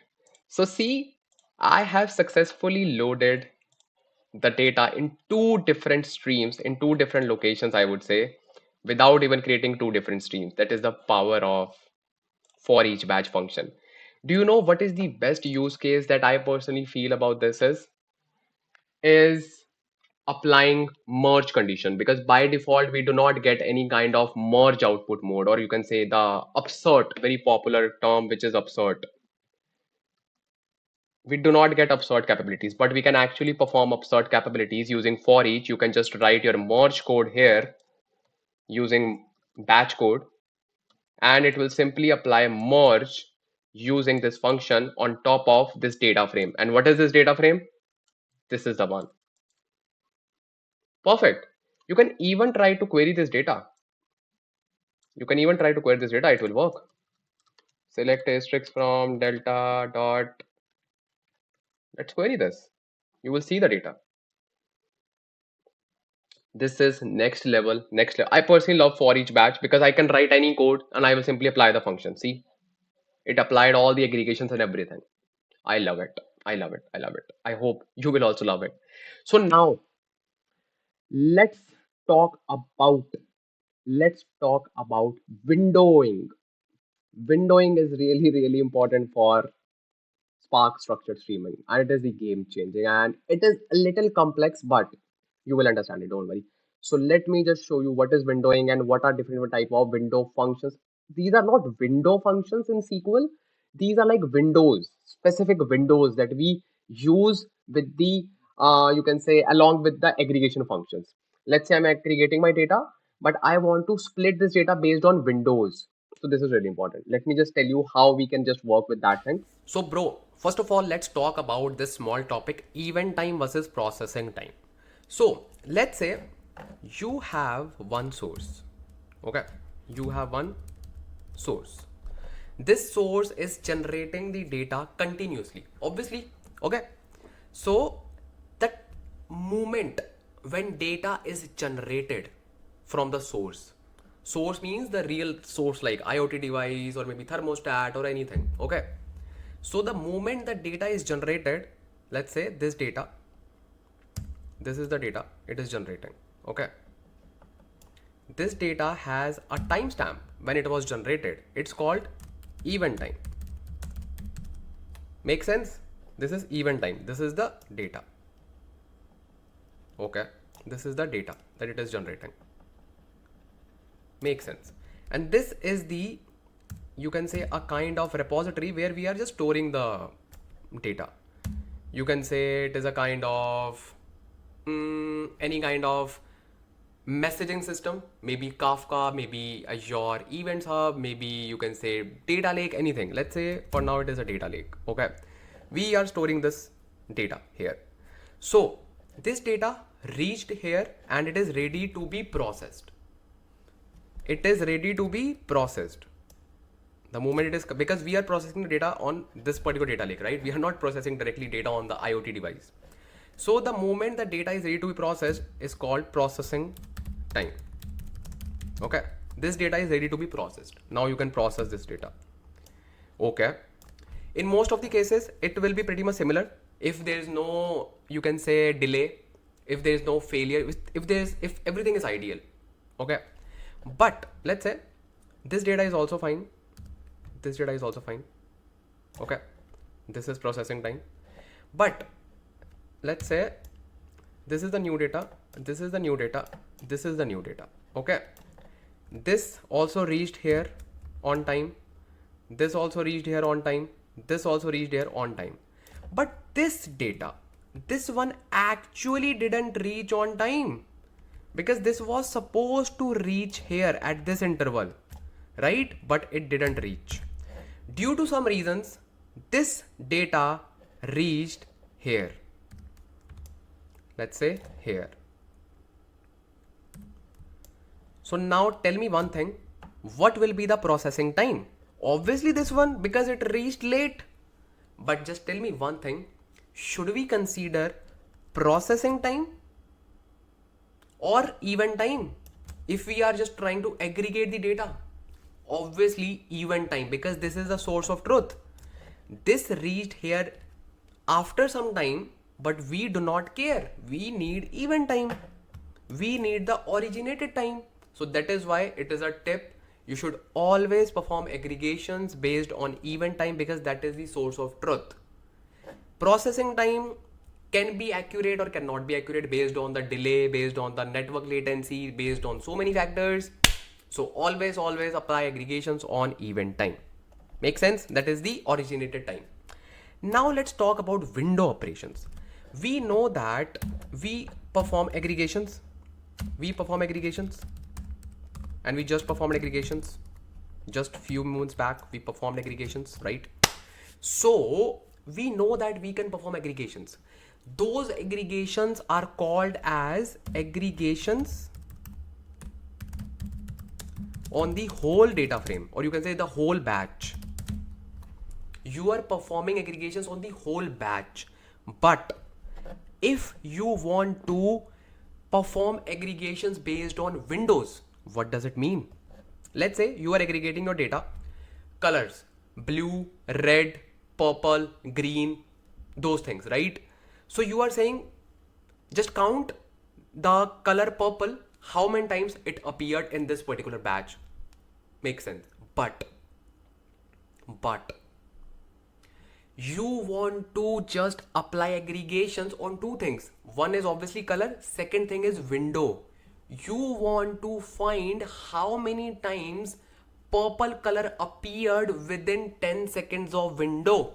Let's say between 100 till 105. 1 minute and 1 minute and 5 seconds. You want to see how many times purple color appeared between this window. You want to find this. You want to find this. You do not want to just find, hey, just calculate the number of times purple color appeared. No, you want to find number of times purple color appeared, but within this window. So you actually create windows. That is the concept of windows. That is the backbone of windows. Make sense? Because then you can say, okay, after this window, I want to see how many times purple color appeared within this window. 1 minute 5 seconds and 1 minute 10 seconds. You are actually performing aggregations based on your key column plus windows. Make sense? There are many types of windows available, but first we need to understand its concept with more detail, and let's take the very basic example. It's called tumbling window triggers, or you can say not triggers. ADF just came into my mind. So tumbling windows. Okay, tumbling windows. You need to first of all understand this, because this is a non-overlapping one and it will be very much easy to understand it. Once you understand this, all the triggers are just like piece of cake for you. Okay. Okay. Non-overlapping fixed size windows. Fixed sized windows. That means, see, this is non-overlapping. 1 minute till 1 minute 5 seconds. One window. Second window, 1 minute 5 seconds to 1 minute 10 seconds. Third window, 1 minute 10 seconds to 1 minute 15 seconds. So size is fixed 5 seconds and it is not overlapping with one another. Make sense? This is an example of tumbling window trigger. Let's try to understand it with more details, and don't worry, we will just actually learn everything. Don't worry. Let's see what is this. So bro, after spending a lot of time, I have finally made this drawing. See, just for you so that you can understand better. So do not feel overwhelmed because it is so simple, and that is why I have created this diagram, because once you understand this diagram, it will be a piece of cake for you. So let's say this is a source. This is a kind of IoT, you can say, device. Okay. Or not IoT device. This is like, you can say, the source which is ready to be processed. Okay. This is a source. It is generating data. Okay. And this is the conveyor belt in which it is throwing the data one by one, one by one, one by one. These are our windows. As you can see, the window size is 10 minutes. As you can see the gap, 11 till 11:10, it is 10 minutes. Then 11:10 to 11:20, 10 minutes. So window size is 10 minutes. Make sense? What is this? These are basically the triggers. So we want our code to be triggered in every 5 minutes. So first of all, it will trigger at 11. Okay. 11:05. Okay. 11:10, 11:15, 11:20, 11:25, 11:30. So trigger size is 5 minutes and processing the window size is 10 minutes. Now let's start. Let's say we got the first trigger at 11. We do not have any data, so nothing will happen. Okay, boom. Next, we got a data at 11:04 and data is red and green. Red and green. Very good. So what will be the aggregated value? Because in our destination table, we are performing aggregation based on the color name. We are finding how many times color name appeared. Red, green, blue, orange, whatever. So we are just trying to find out that particular thing. Okay. How many times it is appearing.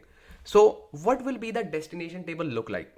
So it will create the destination table like this. Red 1, green 1. Okay. Because red 1, green 1 and this window. Which window? Green color window. This is just a reference. Okay. Do not feel like, okay, green, green, green. No, this is just a window. This is window 1. Okay. Very good. Now we got second data at 11:07. What will be the output of, or you can say destination table, or basically at 11:10, because the next trigger is scheduled for 11:10. So when we will just trigger this pipeline at 11:10, the table will look like this. Red 1, green 2. Why? Because we have green 1 more. Okay. Makes sense. Now we got one more data, which is blue and green at 11:12. Okay. We will trigger our pipeline at 11:15. What will happen? This is interesting. It will generate red 1, green 2. You will say, Ansh, Lamba, there is a calculation mistake. Green should be 3. No, green will be 2. Why? Because this green color belong to this window called window 1. this green color belong to different window. So this will be the output. One window for red green and one window for blue green of window 2. It will not aggregate it. Make sense? Just think, just rewatch this part. It will make sense. Then rewatch this part again. Then it will make more sense. Make sense? Okay. And so on. We can just keep on doing this thing again and again and again. I have prepared a code so that you can actually understand the working as well, because it is very important to understand the concept. But after the concept, in order to gain 100% of it, you have to implement it using code. So let me show you how you can just perform this thing. Okay. So I have created this notebook. Okay. It's called Windows and I have prepared something. So this will be our table called window table. Okay. And there'll be just only 2 columns, color and event date. Yes, we are adding event date because we are learning Windows. So let's quickly create this table. Okay. And in this particular table, we will feed these values. Red at this timestamp because we are manually feeding this timestamp. And I'm adding one more value, which is, let's say, green. Okay, green. And this will come at, let's say, same time at 11:1. Okay. So let's add this value to this table. And this will be our source table. Okay. Make sense? Okay, very good. Let me add this table, like the values in the table. So it should be done. Okay, perfect. Now let's create a streaming query, just source streaming query on top of it. Now you already know how to create that. And let's import some functions from PySpark.sql.functions, import asterisk. Let me just run this.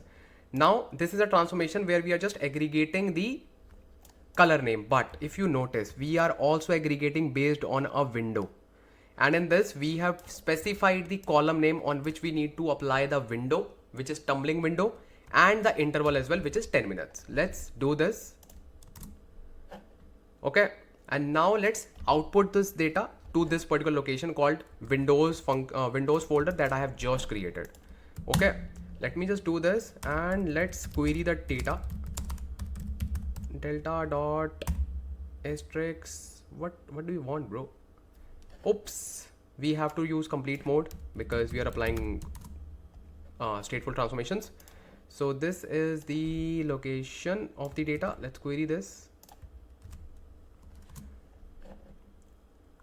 And you will see what we are actually trying to do. Obviously, this is for now empty because this is not completed. That is why you are seeing this. Okay, let's write this data. Okay, perfect. Now you can see that we are having color and count, but along with that, we are also getting the window column as well. And we didn't define this column. As you can see in your transformation, it is automatically generated based on this window function. Make sense? So what it is saying? It is saying this is the color name and this is the window, which started at 11 and which ended at 11:10. Wow. That means if I add more values, let's say I want to add only green color for one more time, and the value will be, let's say, 11:7 as per our example. Let's add this. Okay. Now let's rerun this query. And once it is completed, I will simply run this as well. You will see the magic. The magic. So let's run this one as well. Perfect. Now you can see it aggregated the value successfully within the same window size. Now let's try to add a new record at 11:12. The same color, green color, let's say. Let's run this. Now you will see that it will not actually aggregate the value. No, it will create a different window and then it will treat it as a separate record. Why? Because window size is different. Window size is different. That's it. And just to remember it, just for, you can say, a kind of hack, how you can just remember it, like how it processes. First of all, let me show you the results. Then I will just tell you the hack. See, it didn't aggregated green color with green color. No, because this window is different. This window is, let me zoom it, 1110 to 1120. This window is 11 and 1110. So the hack is, treat this window column as your normal, or you can say regular column, and you are actually applying group by on this column and this column both. So just tell me one thing, if the value of this column is different, obviously the value will be aggregated separately. This is the hack. Simple. Simple.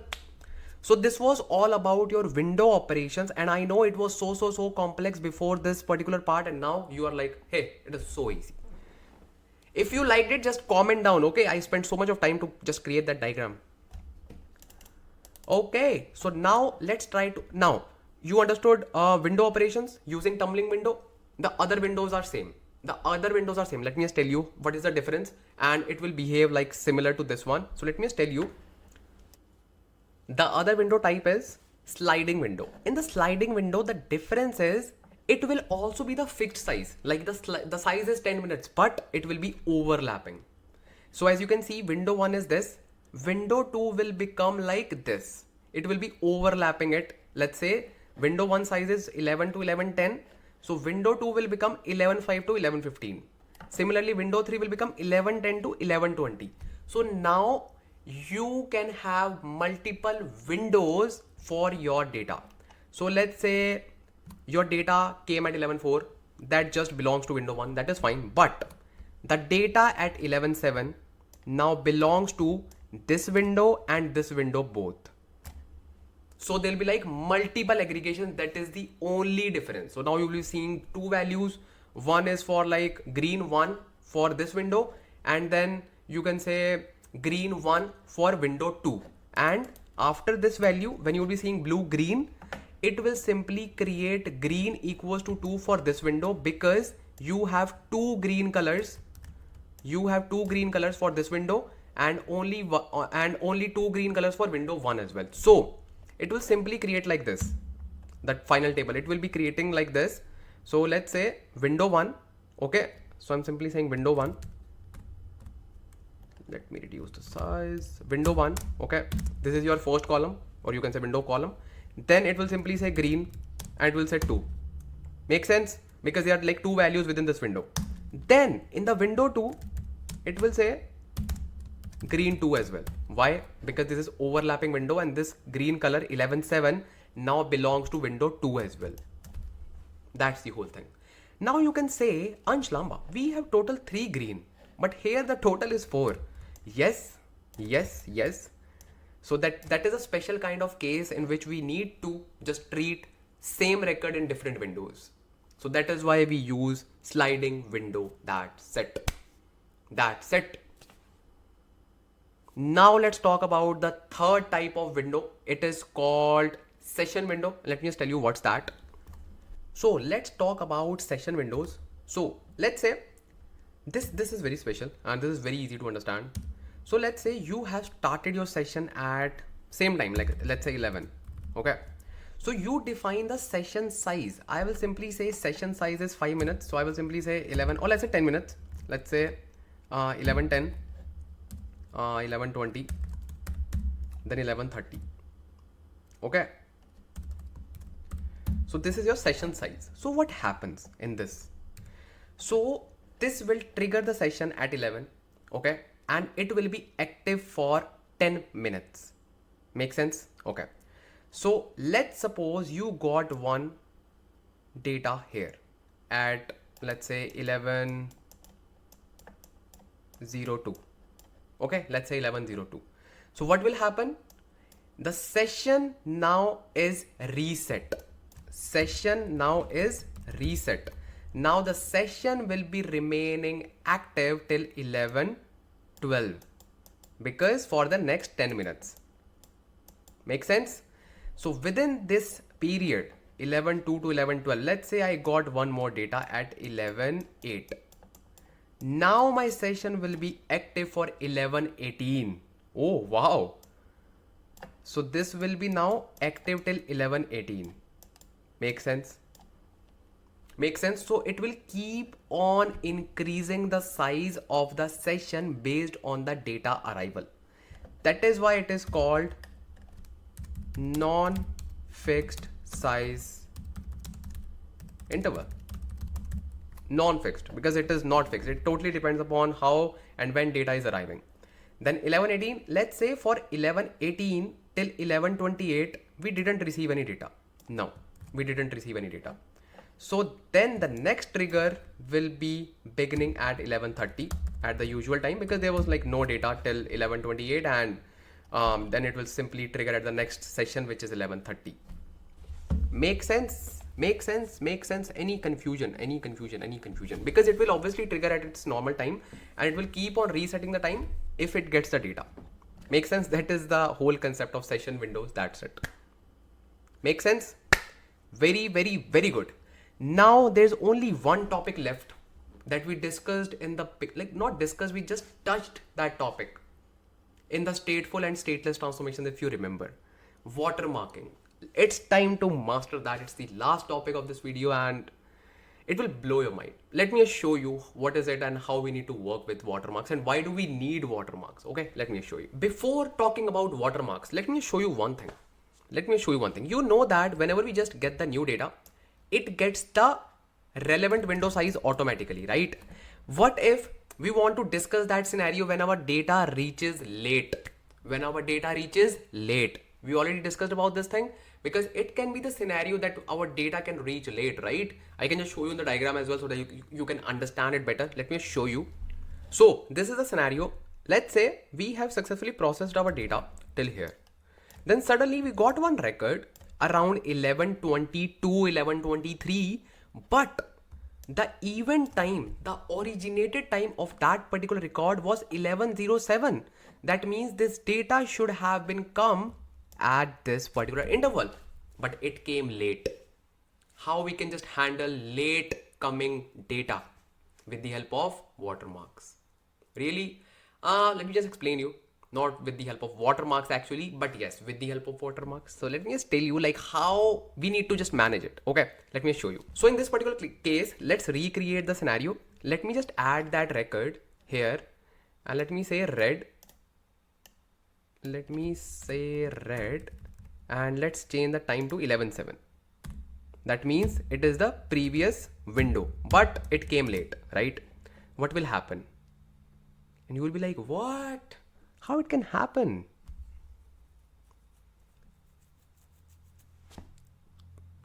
It will take. They should increase the time, idle time for this cluster. It gets stopped immediately, almost immediately, after just like 2 to 3 minutes of inactivity, I guess. I will just see like how you can just change it. More 2x small, serverless, SQL warehouse. So yeah, our task is done. Perfect. Now let's rerun our query and let's see what do we get. You will be imagining that you will see a different window because it is coming late, right? Because it came late. And obviously you should imagine it. This didn't return anything because this is running. Okay, do not say, hey, nothing happened. So, the thing is, I will simply run this. Okay, now you will see it will be automatically aggregated to the right window size. See, red is also 2. How? And you can even see the window size, it is 11 to 11:10. Because if you remember, our executors save the state, right? Save the state. That is for stateful transformations. Make sense? Stateful transformation. So they actually saved this particular state in their cached memory so that they can actually apply transformations with the right window size. So this window size plus color was actually saved in the executor's cached memory. That's why it is giving you the right result. But just tell me one thing. In the real world, should we save all these states? Let's say I am just running this data in every, let's say 10 minutes. Okay, it's fine in every 10 minutes, but I am receiving data, let's say 1 month prior. Let's say data came 1 month late. Let's say today is, let's say 2025-01-01. We got data from 2024 1-2-01. That means like 1st of December. So you are saying that should I save all the states of all the window size? Can you imagine like how big the data will become? Because I need to save the state of every 10 minutes window size. It becomes a mess whenever we just do this. So that's where watermarking, or you can say watermarks, come into the picture. Watermark says, hey, you want to save the state, just save it, but define the interval size. That means if I want to save the states of all the windows, all the data for 24 hours, it's fine. It's fine. Let's say for 24 days as well. But at least define a size. I will not be just accumulating all the data, because it can just exhaust the cached memory of the executors. It will simply say define a size. Define a size. So, for example, let's say I define the size here, store the state for 60 minutes. Store the state for 60 minutes. Makes sense? Store the state for 60 minutes.